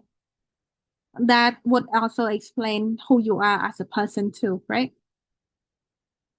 I put down here in terms of putting in it, like, who is the connection specifics and how it connects and all those, why the relationship stood out and has significance impact. Sorry, Ali, is our panels here yet? Yes. Yes? Sorry, I didn't catch that. Our panelists. Let me see. Sorry, Jens. Hello, Bong. No worry, Bong. Wait, let me put the background you sent. Okay. So we're almost done, Jen. Today is more like a recap after reviewing everyone's essay, and it was a bit, yes. Okay. Anyone have question on this? Again and again. So make sure that it's specific.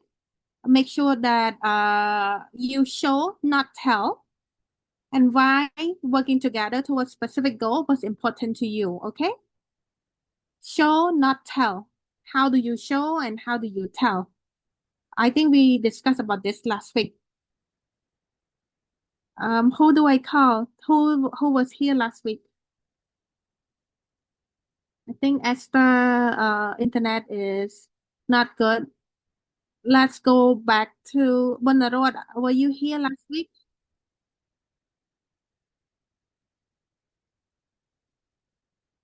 𝗶𝗲𝗿𝗀𝗀 is not. Ted, are you here last week on? Good morning, Bong.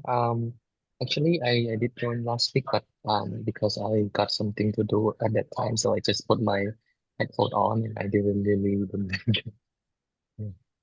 Okay, Sorry, thank you Bong. for the honesty. Wendy? Yes, thank you so much, Bonara. Since I have joined this bootcamp with you and everyone here for almost 4 weeks, so I heard a lot that everyone talk about like private sector, personal employment like that. So how about the government sector, Bong? Just now I'm government official, secondary school English teacher, and I I don't know how to balance between professional relationship, Bong, because it like we always try to ask for the stakeholder or like when we find information or search something, almost the time, I feel like we didn't give the benefit to those stakeholder or something like that. So if we want to try about the relationship building and influence, so how we balance between these two bonds. Thank you so much. So don't mute yourself yet. Let me ask you a bit. Okay. If you are open, right? So tell me, when we're talking about primary school, what grade are you teaching? Currently I'm teaching from grade 7 to 9 bong. What are some of the issues that you see? Student learning outcome and student drop out of school and student poverty. More of the time the issue based on student, not sometimes also community as well. But we find it hard to get communicate with the student parents, and sometimes we also find it hard to uh, call for I can say that the community have in hand to promote or develop the local school like that. Okay. Who is the stakeholder do you think involved? I think the most important one is student parent, because their children study there, and the second one is the local people, villager, and most of the time like head villager and those who work at the community department. Yes, and Who do teacher you, visa. okay. Who do you think is the most stakeholder here? The most important stakeholder? I think student parent student parent. Okay. Do you work well with them? I honestly say that we don't work well with them, because it is a rural area school, and most the parents find it hard to earn their living life, and they don't have time to like just join any simple activity at school. So we find it hard to work with them. Okay. And yes. I think we can discuss this offline, but I think it's very important for you to understand in terms of the problem when we're talking about rural area or underserved community. It's crucially important for them to, to find food on their plate rather than, involved with their children schoolwork, because they don't have time, they got tired, they don't have the resources and all those. By them allowing their children and pushing so hard for their children to continue their education is their best effort already. So as teacher, what can you do? I think we can talk offline on that, and to see how can I help you identify your leadership and your networking, okay? Yes, thank you so much, Bong. Yeah. Book with Ali, please, because Ali have access to one of my personal email. But yes. Yes. Yes. Okay, I think I would like to conclude this. And if you have any personal question, you can reach out. If it is too confidential, push it to Ali. And if it's not confidential, that you think that everyone should learn about or should know, or you can be benefit, you can put it in the group chat, okay? So again, the homework, leadership and networking is pushed to Wednesday. Are we good on that? Okay.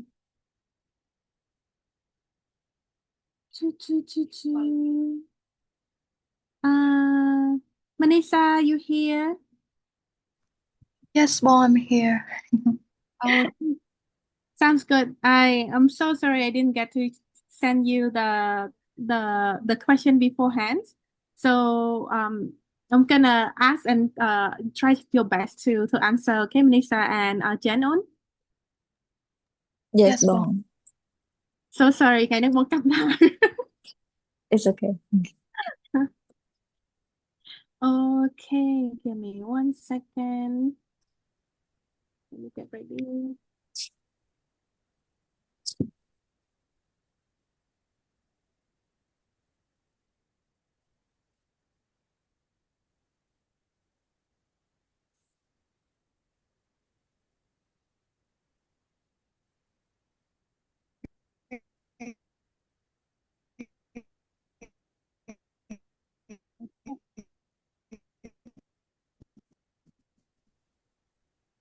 Ready? Yes. Okay.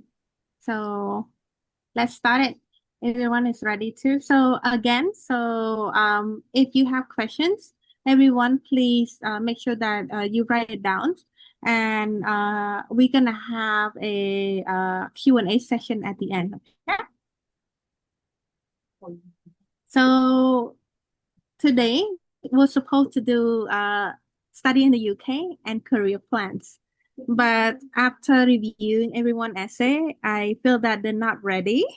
So, so we revisiting our material from leadership and networking again. Okay, but I want to touch on leadership and networking a bit as well before start asking you a bit more in terms of the how do you pick your school, what do you write on it, and then also how do you structure your career plan? Is that okay for both of you? Yes, Bong. Okay, so I feel like this is like everyone get used to this question already because we've been asking so for many weeks now. But I'm gonna ask again. So can you please let us know the moment that you decide to apply for Chevening and what encouraged you and motivate you why you choose Chevening? Maybe you can introduce yourself as well, Jens. Okay. Thank you, Bong, for having me. Hi everyone. My name is Jen. I got selected for Chevening this year, and I'm going to pursue Master of Law in Technology and Regulation. The reason why, when did I start to choose Chevening? So I always want to get selected for Chevening scholarships when I was in university, mainly because of the scenery and the people I admire, including my lecturer got Chevening scholarship, and I witnessed how Chevening can transform their life and can build them to be the leader they are today. And also another reason is because in Chevening scholarship, you can pursue any major at any school you want. So there is no restriction to how much the scholarship can afford for the school or any major specifically. So as long as you get selected, you can go to any school you want, no matter how expensive it is. So if any one of you fortunate enough to go to Oxford or Cambridge, then congratulations, you would be the future of Cambodia, bright future. And on top of that, it also because I personally really value UK education system, especially for my major, which is quite new. So compared to other country, technology and regulation as a major for law, there is not my curriculum yet. So for example, when I look into country like Australia, the course that I can study within 2 years for my major have only 4 specific courses that related to technology. However, for the UK, there's like 8 to 9 courses that they can study, and it also allowed me to have a specific dissertation on the field I want. That's why I think Chevening is the correct path for me. Thank you, Bong. This is great. So before Bong jump into Manisa, Bong want to clarify a bit. Okay. So you can choose any major except MBA, okay? Okay. So MBA, there is a cap that you have to watch out. But beside MBA, there's a lot of similar majors such as entrepreneurship and management. It's almost similar. Okay. Okay, that's great. So, how long have you been applying, Jens? Oh, my first time, Bong. So Congrats. fortunately, it worked out for the first one. Thank you. Congrats. So let's hear from Manisa. Yes. Well, So the question is, why, what is the moment that click you to, to it's like, hey, I'm ready to apply for Chevening? all right. So I'm gonna tell a little bit of my backstory, my background story, and then I will tell you why I decided to apply for Chevening scholarship. So I think it has been 5 years since I got my bachelor's degree. So right after I graduated, I worked as a teacher actually. So I worked as a teacher for 2 years, and then I switched my career to work as an official at the Ministry of Economy and Finance. So the reason why I switched my jobs and then give myself some time before I apply for a master's degree, because I want to allow myself some time to explore my passions before I make a decision to settle with any career in the long term. So after spending like 2 or 3 years working at the Ministry of Economy and Finance, I realized that this is where my passion is. I want to work with the government body, and that is when I know that this is the time for me to upgrade my skills and my ability. And in order to do that, of course, I need to pursue my master's degree abroad so that I can come back and continue to work and help enhance the performance at my ministry. Okay, thank you for that, Manisa. So the application journey is quite up and down like a roller coaster, I would describe it, right?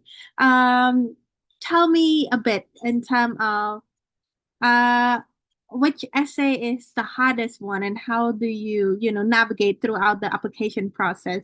I'm gonna go back to Jen. Yes, Long. So for me, I thought that leadership essay would be easy for me, considering I have been volunteering and taking lead in the project since I was in my third year university. However, it turned out that when I start writing, it was the harder for me. I couldn't pinpoint on what is the quality of a leader that I have or what do I look up to in a leader. So it took a while. And also back then I was a bit confused. I start all the four essay at once, so it took a lot of time to rewrite everything. Then I approached a senior who is also a Chevening scholar. We sit down and talk about what is the outline we should have for each essay, and then I go back to the essay that I feel more comfortable in the most, which is the relationship building, because my work have connect me to different stakeholder, and what make it a bit easier for me comparing to all the essays because in relationship building you need to deliver the tangible outcome out of that.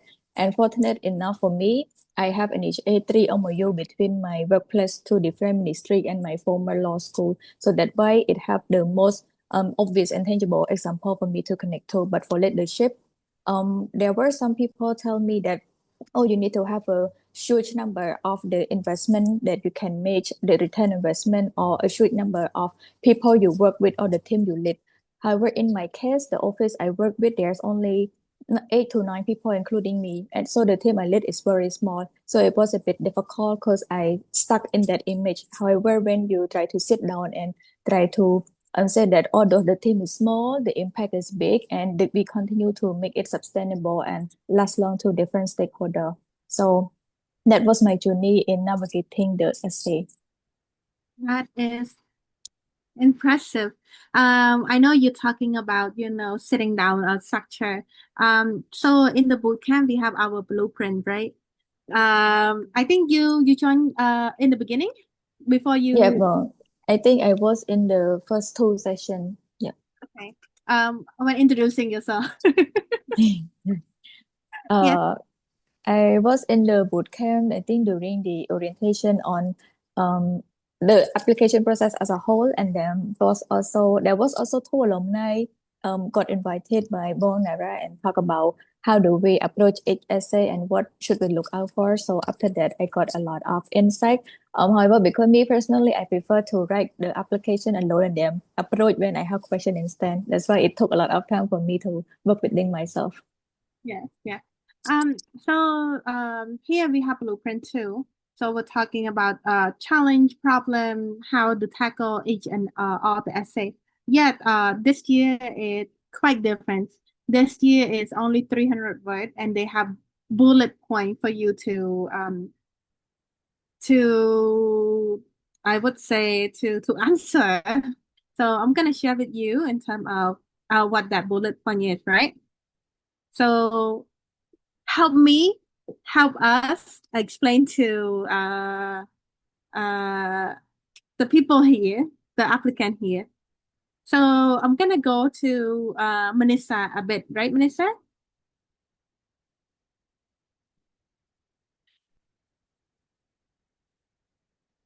Wait, Bong, I cannot see the screen. Are you sharing the screen? Yes, I am sharing the screen. Are you able to see? No. Is Melissa here? Maybe she got disconnected. I think she got disconnected. So let's see. So are you able to see the screen now, Jen? In a bit, wait. It said you started screen sharing, but I can only see your face, Bong. Oh. I don't know why. Can you drop in our Telegram group, Bong? I think I'm gonna read the question to you because Okay. everyone's they saw this already. So in the essay prompt, right? They ask, describe a time when you demonstrated leadership. In your answer, please describe one. What was the context or challenge you faced? Context and challenge. Specific actions, outcome, and what you learned, how that experience shaped you. So before Melissa coming back, if it is too confidential, you let me know, okay? So if you were to write the application this year, can you describe this this bullet point? Let me try to Okay.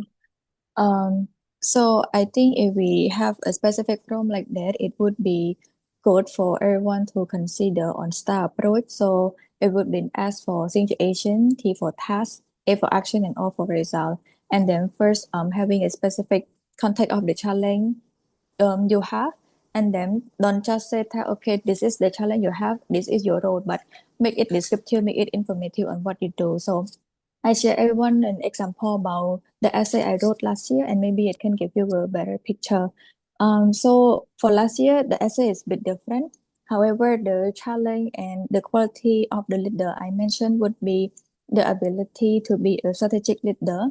So back then I was an intern, and I was also an alumni of one fellowship program at my workplace. However, that fellowship program, the first problem is it was only open to female, so there was a bit of inclusion to male there. The intention was to increase more male in law field. However, that type of capacity building program is very rare in our field itself. So if we do that, that would create more gap for male professional in our field as well. And the second one is regarding to the curriculum. So our curriculum back then was a lot of was a bit spacious for the fellow to learn in between. Therefore, that was my challenge. Therefore, when I have to take over that, although my role was an intern, I took lead in redesigning the curriculum. I list down on what the training have redesigned and rebrand into. So I list down all the training type. I talk about why is it important to have, and also we reopen it to both gender. And then you can also talk about how you can be persuasive to your former director or country director on the reason why you should open to those gender. Those were the action that I took. So my task would be the goal that I want to have. My goal would be to have more youth and more young professionals contribute to making positive impact in legal development in Cambodia, and that would be my task. So the result was the first year that I took over, we have an increase of 138 increase in applicants. So we receive like almost 3 times the application we used to have, and also a lot of diversity because we both open to both gender, but also in each law school we make sure that there is at least 2 representatives coming to join, so that we can make sure our impact is sustainable but also inclusive. And then we can mention that at the end of the program, this is the level of certification rate. And fortunate enough for us, we also receive around 8 internship offer to our fellow as well. So those would be the how I would approach my essay in STAR approach. But this is not the only way you can structure your essay. There should be a lot more out there. It's just the method that worked out for me. Yes. Interesting, because I emphasize this again and again. So leadership is STAR approach plus impact, result, and number, and lesson learned, right? And I'm so surprised that this year they also follow this bullet point that I was like, yes, finally, right? So let's go back a bit in terms of action and task. What is your technique to show all this?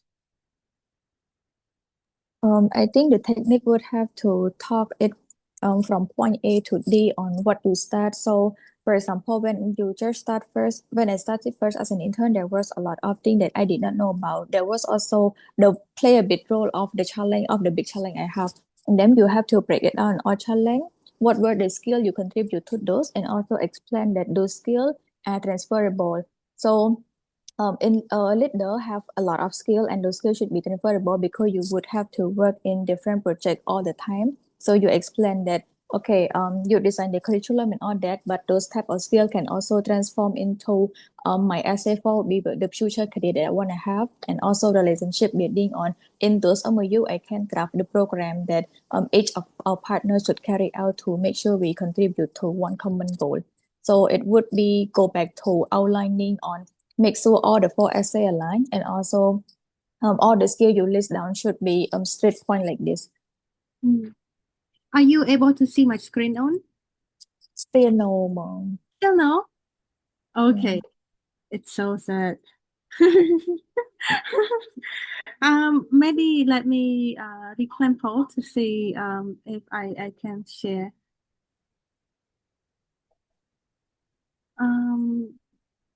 How about now?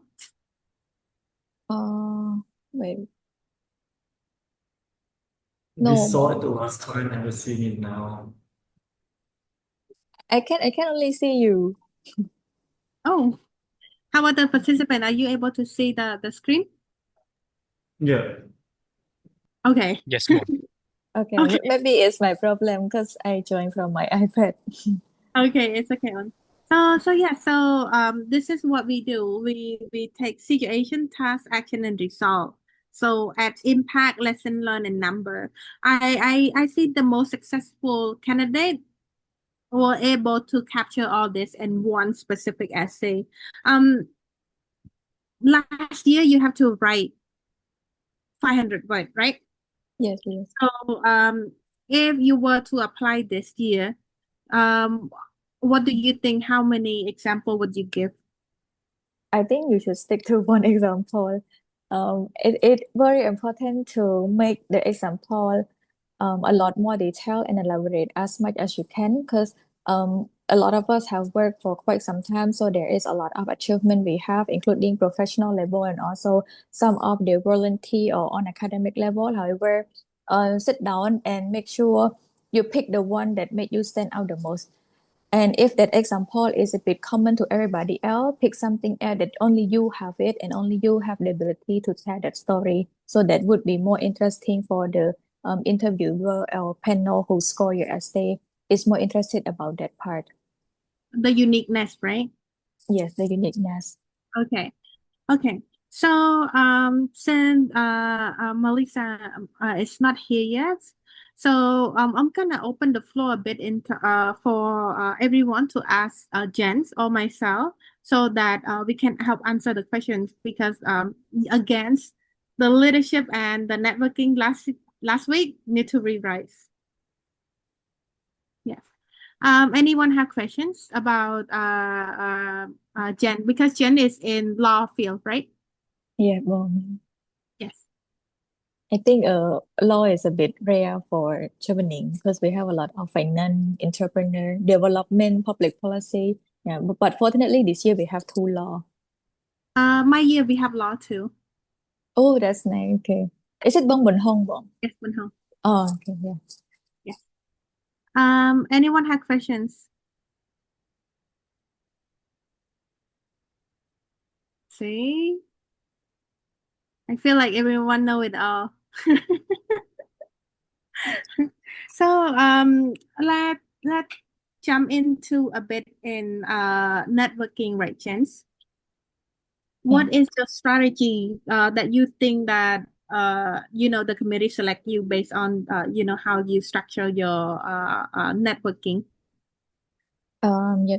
So my strategy in how I structure is because I have 500 words, so there was a lot more room for me to play around. In the first part of the essay, I would have an introduction sentence on how do I value relationship building or networking. So I would talk about how do I build it, how do I maintain it, and also after those two, what have I transformed those relationship building into something more tangible. Maybe I can start with how do I build networking because maybe some of the applicant here are a bit introvert and don't really reach out to external people. So how I build the relationship building strategically would be on how I build it with the intention to both learn and contribute back to their success. So my approach that up and them, I link it on how it led me my first full-time job. So back then, like I mentioned earlier, I was the alumni of that program, and my organization itself never really have an open recruitment for the position for permanent staff. So the how I built that relationship was to reach out directly to my previous supervisor or country director. Said that look, I am just year two right now, but really want to work here in the future when I graduate. Is there any position that I can take the baby step in the organization? And that how it led me into my first internship, and then it built me to internship and then officer and to manager within 3 years.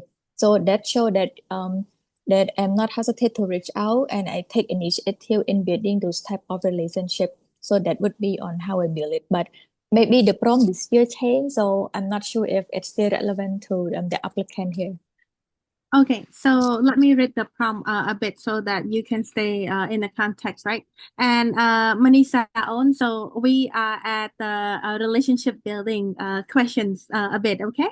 So let me read the question for the networking so that we all in the context. So Jens and Manisa, so the prompt is, tell us about professional relationship you have built and maintained. In your answer, please address how was the relationship formed and what made it important? What did you contribute to this relationship and what did you gain? How have you sustained or developed the relationship over time? And how will these skills help you build connection within a Chevening community and beyond? So I know that Jen touched down a bit in terms of how you form and how you build and how you put yourself out there so that you can, chase what you want, right?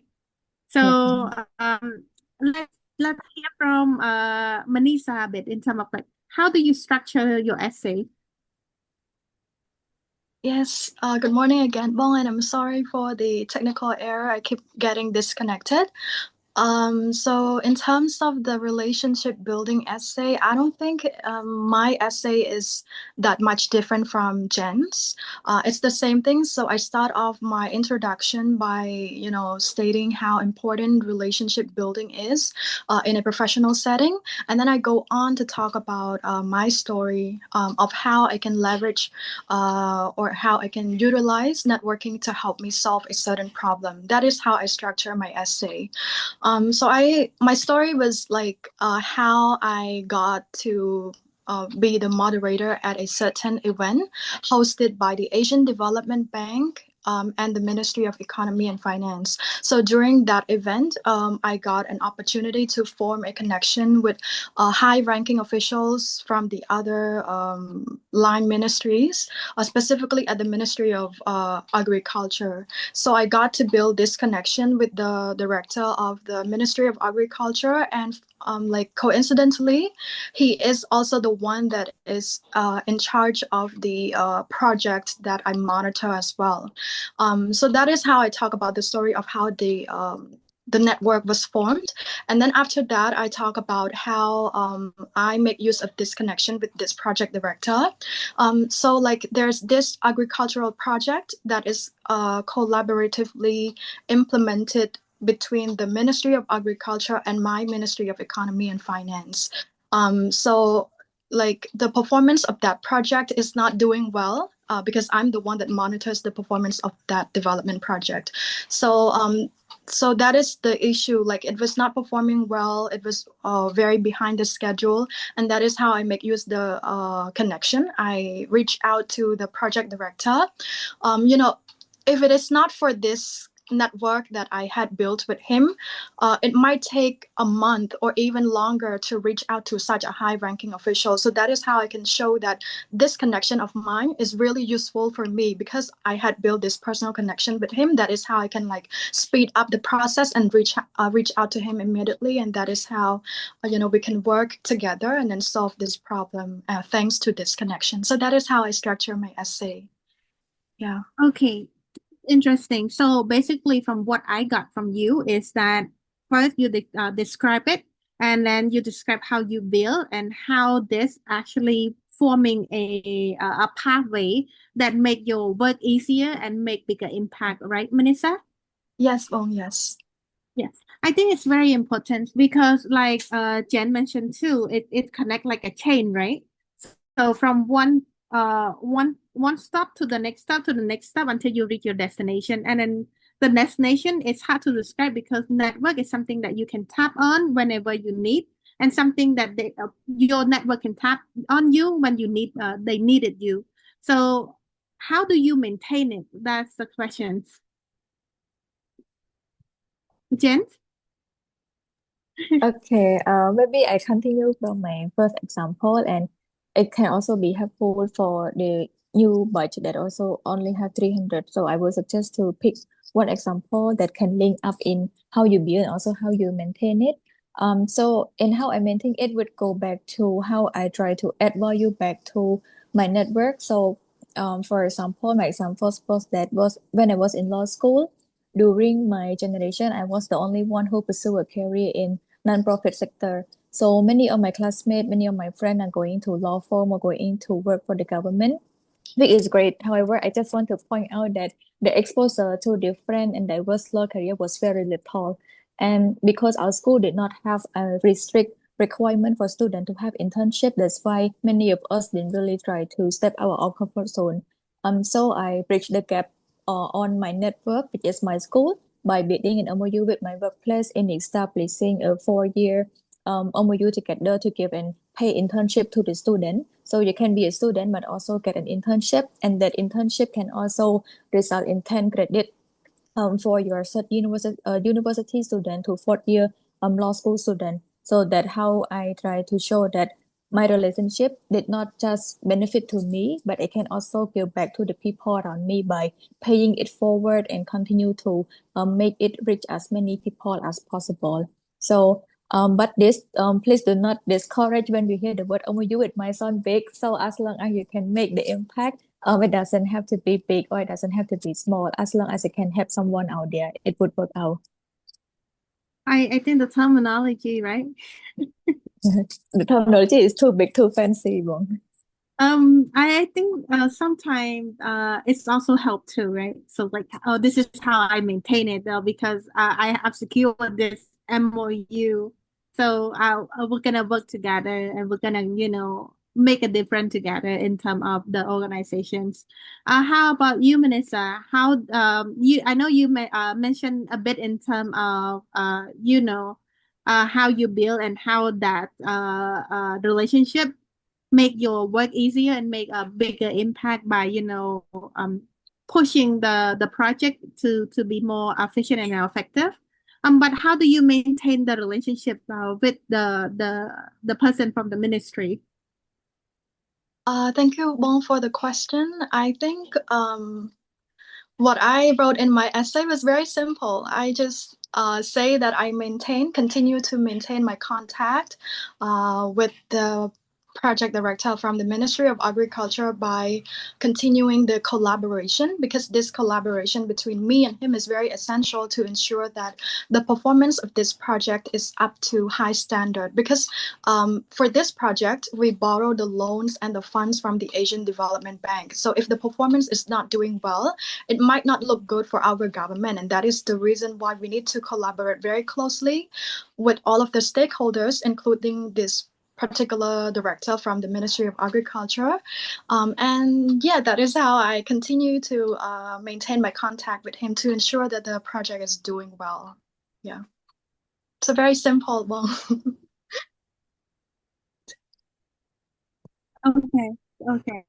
Okay. So we have question asking like, how do you form and how do you maintain? So I'm gonna recap on the. Are you guys able to hear me? Are you guys able to hear me? Yes, we can hear. Yes, Bong. I'm gonna push back to the participant today. I just wanna see a thumbs up or a thumbs down or a heart if we answer your questions, because there's a lot of conversation going on, discussion going on about how do you form, how do you maintain. I hope that our speaker today addressed that. Are we good, right? Thumbs up, thumbs down. Okay. There is one more question, Jens and Melissa.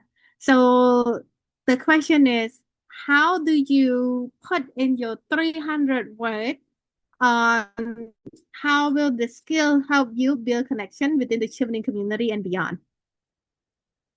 Do you put anything in it? Wait, Let's go to Bong. Bong, Melissa, please go first. Yes, I'm gonna ask Melissa. Again, Bong, very simple. So I just talk about how, like, if I got a chance to be selected as a Chevening scholar, of course I will be able to go and study in the UK, and that is how I will be able to expand my connection. I will be able to get to know more UK scholars from abroad and also within our country, and I will be able to like learn more from them as well. That's how I write about getting connected with the Chevening community.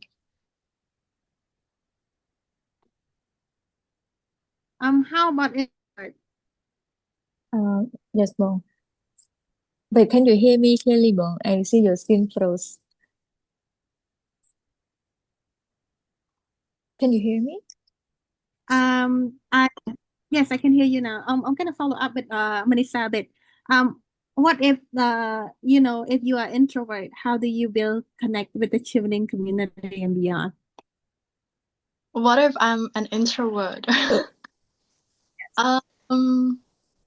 I mean, actually, yes, that is a fact about me. I really am an introvert. But I believe when I am in a professional setting, there will be stuff to talk about because, even though I'm an introvert, but I'm very into talking about like academic topics and stuff like that. So I still believe that there's a lot of topics that we can talk about and then learn from our seniors and engage in a conversation. Yeah. Okay. Can I say this, that the last sentence I would say doesn't matter if we are introvert and extrovert. When we are in Chevening zone, there are way of us putting ourselves out there to make connections and then also to build a bonding so that we can make a bigger impact. Do you think it's it's a good thing? Let's hear from Jens. Yeah, Bong. I think I'm also an introvert. I did the test, so I have a tangible proof that I am, and also because the many people that got selected this year introvert actually, many of the alumni I talked to too. So don't make it as a reason that stop you from going out there and ask the alumni question, because nobody can help you if you don't know what you're struggling about. So and it also give you more chance to get selected because you have more resource to help you. Don't press it because the application took very long, around 8 or 9 months for you to know the result. So just ask as many questions as you have, and also yeah, maybe introvert personally, but professionally when you need it, just talk a lot and put yourself there. Okay, so how would you answer? How will this skill help you build connection within the Chevening community and beyond? I think for that part, I will talk on how my skill and my experience can help contribute back to Chevening. What can I make of it, and how can I connect Chevening together? Because I mentioned a lot about how I contribute more than what Chevening can help me, because that part was under essay of relationship building, and I put more on what Chevening can help me into more of the study in the UK and career part. So I separate it into two main sessions. So for what I can contribute to Chevening was, first one is regarding to project management and civic engagement, because I have been active in doing that. I have also have experience in securing funds for my volunteer project before and also my workplace. So if Chevening ever need help in those parts, I can willingly contribute to that. And also my expertise and my major in digital law also contribute a lot to digital governance, which is also one of the government goal in contributing to digital government policy 2022-2035. So if we have any discussion, I'm willing to be like the panelist or moderator to help on that part. And last but not least, because I am working for a foreign political think tank, we have an office in 120 countries in the world. So if we need support, not just locally, but regionally, internationally, I can also connect my workplace, my former workplace to Chevening connection as well. This is interesting. Yes. I know that we haven't jumped too much into study in the UK and career plan. But since you both are here and there is no questions, I'm gonna push it. I'm trying to push everything. So I just want to make sure that everyone gets to hear from different perspective and different, background. So Jen is in law, Melissa is in monitoring, so M&E, right, Melissa? I'm in development studies, Mom. Study. So we're trying to bring more alumni from different fields. So we have private and we have government. So can you talk a bit in terms of what is the best strategy when you write your study in the UK? Jen? Yes, Bong. I think the study in the UK was the second easiest essay for me, because when I went through the essay that are out there online, the structure is very clear. So first you talk about what major you want to study, why it's important and helpful for the country, and then list down your three main institution or school you want to go to. And it's very important to do a thorough search on the university. Don't just go there because of the ranking. Go there because the curriculum actually can help to improve your career path. Because some of the school ranking is the ranking of the overall school itself, not for your particular major. So don't forget to do research on that. So my first top three school would be the University of Edinburgh, Glasgow, and Bristol. Mainly is because the course on technology law have similar curriculum. Because I want to develop my dissertation and specialize in data privacy rights. So I look into the school that have a lot of professors that good on that. However, some of the university that I also love to go have more of the professor that are specialized in IP law or intellectual property. So that is the part you should be aware about. So after that introduction sentence, you go by talking to each university on why that university stand out. So I mentioned a lot about how that particular course in that university outshine the other two university, but less of how that city can how vibrant the city is, how the friendly people is, because you're going there to study, you're not going there to travel. They are funding your education. Therefore, mention more of how the education work.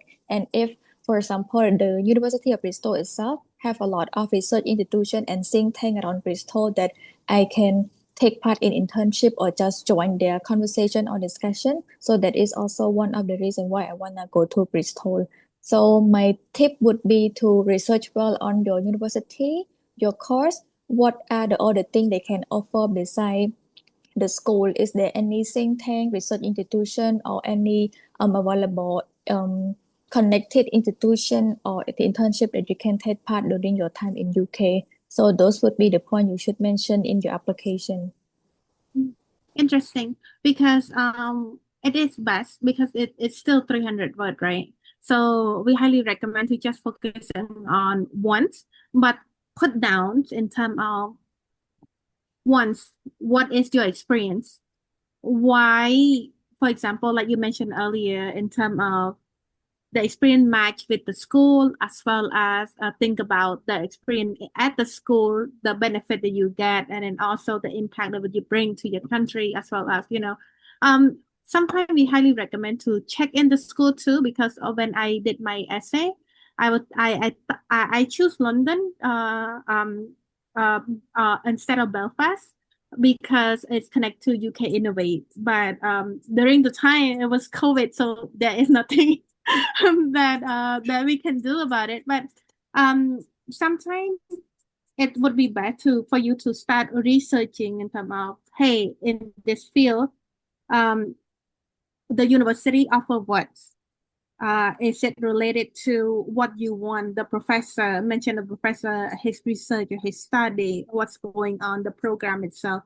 Yeah, I think that it's good too. So let's hear from Melissa. What is the best strategy you think it's would put you into a top to get selected for Chevening this year? Yes, well, for my essay on study in the UK, so I start my introduction by outlining the issue that my ministry is facing. So for example, what I talk about was the fact that Cambodia is transitioning into an upper middle income country in 2030. So as we are transitioning into a higher status of income like that, it means that we will receive less loans and financial assistance from the Asian Development Bank. So this is very important because we will, have fund to implement development projects. So because of this challenge, it means that the ministry will, of course, need more support from the officials that are equipped with skills and knowledge to implement development projects, regardless of the limited funds or the reduced fund received from the ADB. So I outlined this issue briefly in the introduction like that, how this issue requires me to upskill myself to pursue a higher study. And then after that, I go on to talk about the justifications why I chose to study the top 3 university choice in the UK. And then for each university choice, just like Jen and Bong has mentioned, I simply just talk about their courses or their modules. Like I was very specific. I mentioned like a specific course or module that catch my interest. Yeah, that's how I wrote my essay. And also like you can also talk about the internship opportunity as well. For example, like at the University of Bath, what interested me was the fact that they offered an internship with an international organization like UNDP. So that is something that really interests me a lot. And yeah, I also talk about how the course is very much relevant to the work that I do at the ministry. So basically, very much the same as what Jen and Wong has mentioned. Very happy that you mentioned that because out of many city, Bath is my favorite city of all. Maybe you can check out one of the coffee. It's so good. Maybe add it in there Like, hey, I've been wanting to go to Bath University because I wanted to test this coffee shop. On a side note, I'm just sometimes people do that. They want to see Manchester, they want to see their favorite football, they want to see the museum. On a side note, so I think it's got to balance between academics and then also what you are motivated to see as well. Just to add on what Jen said about focusing on more academic, right? But since we only have 300 words, so pick and choose very carefully what you put in there. So the session today, Bon created this. Wait, it's not the one. Give me 1 second. So while our speaker is here, maybe the speaker can see and help Bon brainstorm too in terms of, am I missing anything? So that perhaps you can give like a good feedback on it too. Jen, you still cannot see my I cannot, Bong, but I will try to join from my phone and see the screen instead. I can share with you. I can share with you. Give me 1 second. There.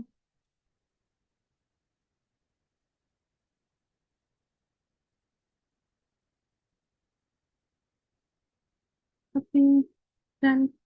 So I'm gonna share with the group chats. I cannot share the slide, but I can share this. So it's a structure of my slide anyway. So everyone can take a look and see it as well.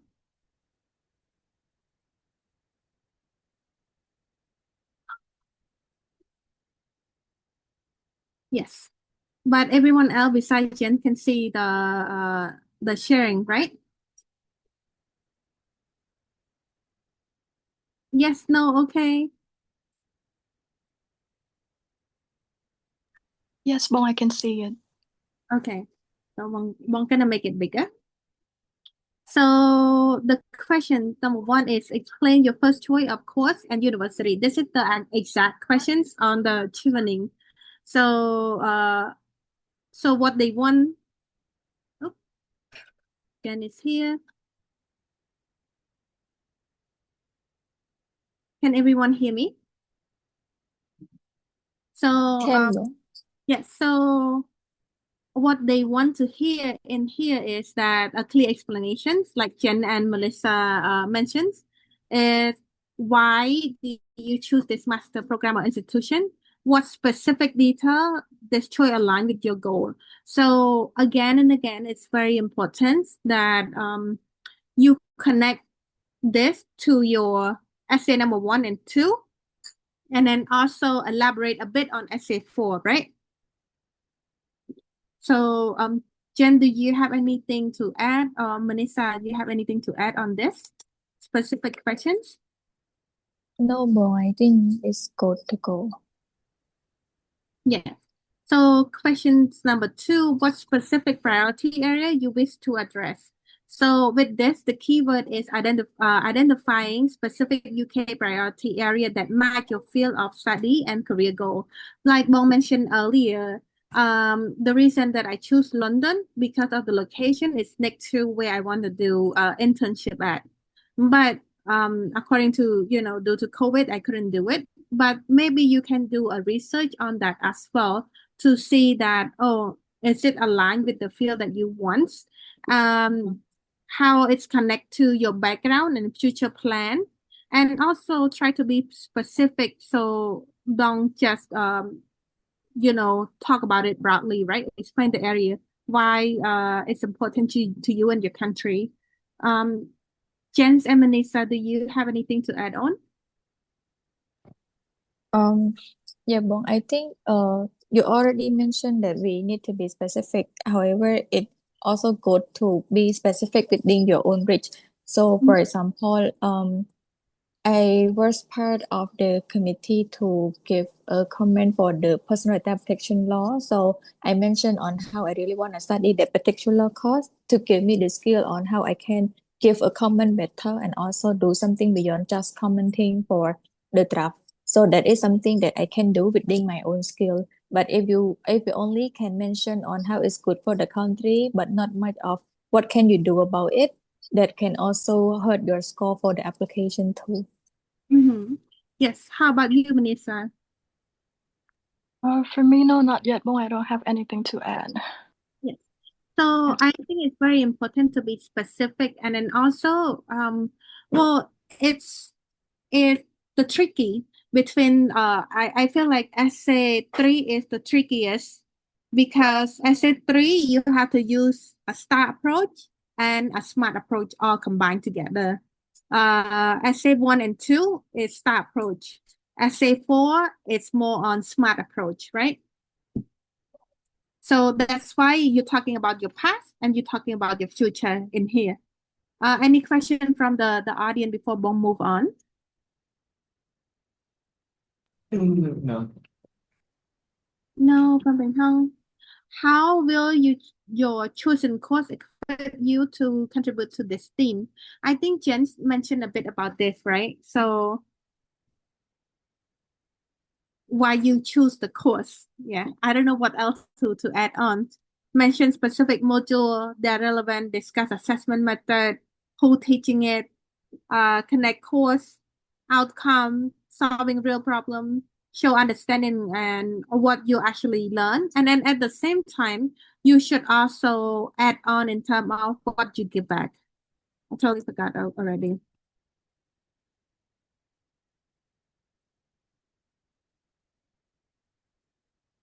So meaning that people in your classroom in the module, somewhat they come from different country, different walk of life, but they have the same interest in with you. So by giving what you have based on your experience, your knowledge from your own country, and share and engage in the classroom, that's also ideal too. Okay. Why you selected, like Jen mentions and Manisa mentions, specific professor, unique facility or resources, research, network, opportunity, club, and society. How do you plan immediately apply the knowledge? This is very important. Jen and Manisa, if you were to answer these questions, how would you answer this? How do you plan to immediately apply the knowledge or skill that you gain from the specific course that you selected? Let's go to Manisa first. Yes, Bon, thank you for the question. So I think I did mention that a little bit in my essay too. Like, for example, at the Uni of Sussex, there's this one course about public financial management, which is very much related to what I'm doing at the Ministry of Finance. What I mentioned was that I will use this knowledge that I learned from this public financial management course to help the management team at my ministry to allocate the financial resources that we have with the government a lot more efficiently. Like, for example, each year the government has a limited amount of budget, so we cannot allocate the fund to every sector. We need to make sure that we are very strategic and that we are very efficient in terms of how we can manage our public fund so that we can allocate it to the right sector that needs to be prioritized and that can yield the most development impact in our country.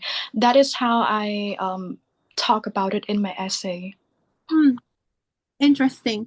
Thank you, Melissa. How about Jen? How would you answer this question? Yes, Bong. So what made me different from Bong Melissa a bit is when she's come back, she will go back to her ministry. So continue improving the work. However, for me, when I come back, I have to find new job. How to implement the knowledge I have learned would be my structure it in my first career plan, medium career plan, and then long-term career plan. So my immediate career plan would be to be the lecturer for a university. So the law school right now doesn't really have any lecturer who have education background on technology and regulation law. We only have the lecturer who can teach it based on their working experience. So that was the qualification that we are lacking of, and also currently there is only one school, the University of Law and Economics, in the French program, the degree that are able to offer students with a master degree in this major. So I want to come back and apply the knowledge I've learned by being a lecturer and make sure that we can bridge the gap of having a qualification of both professional experience and also the education background in that particular course itself. Interesting. So I think it's very important for everyone to follow the bullet point that they ask, and also need to strategize it out in terms of what are you planning to write, what is it, and how do you show and not tell, right? Show the importance of who you are, why your works matter, why you want to make impact in your community, and you already know how to do that. I know that we come to an end, but I want to make sure that everyone have a chance to ask our speaker a question as well.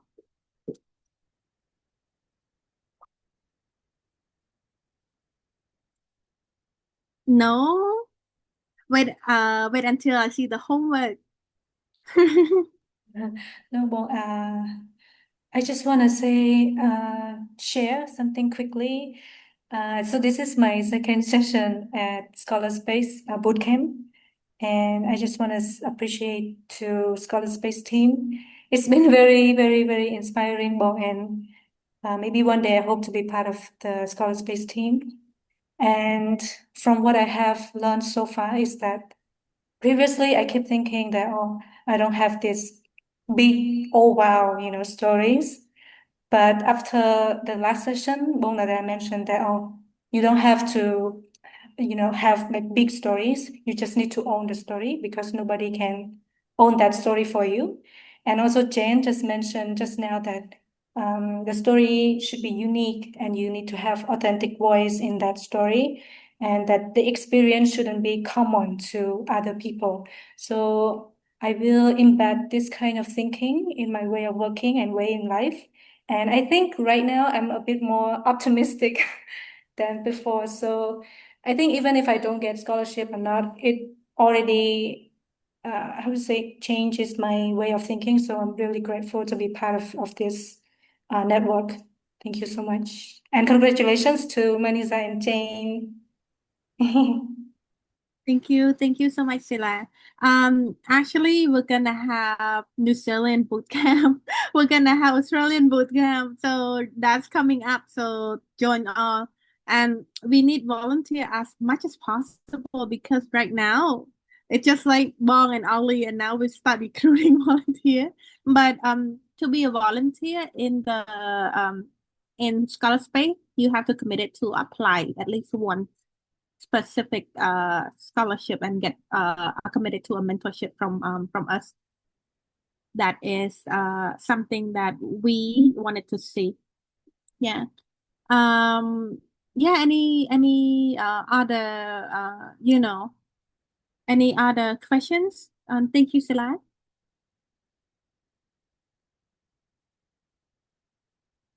Question. Please don't reach out to Bong after September something. I'm going to Vipassana. I'm done. It's gonna be 10 days and no more. So, Annie, I think we are good.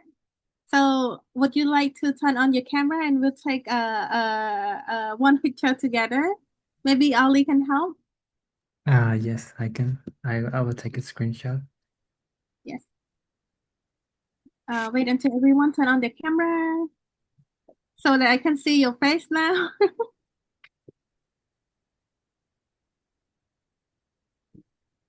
Okay. Whenever you're ready, Ali.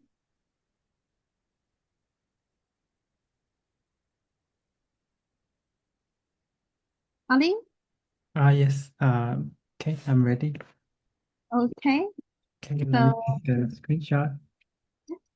Okay, ready? 1, 2, 3, cheese. Okay.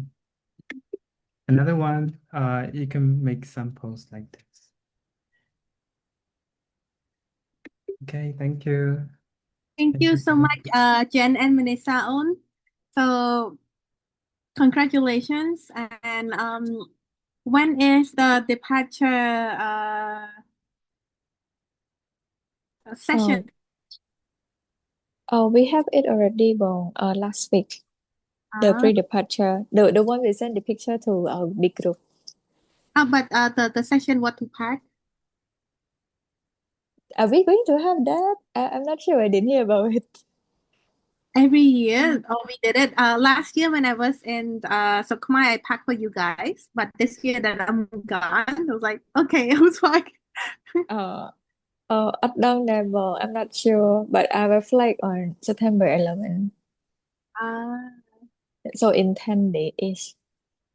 Congratulations. Thank you. Best luck for both of you, Manisa as well. Okay. Thank you too.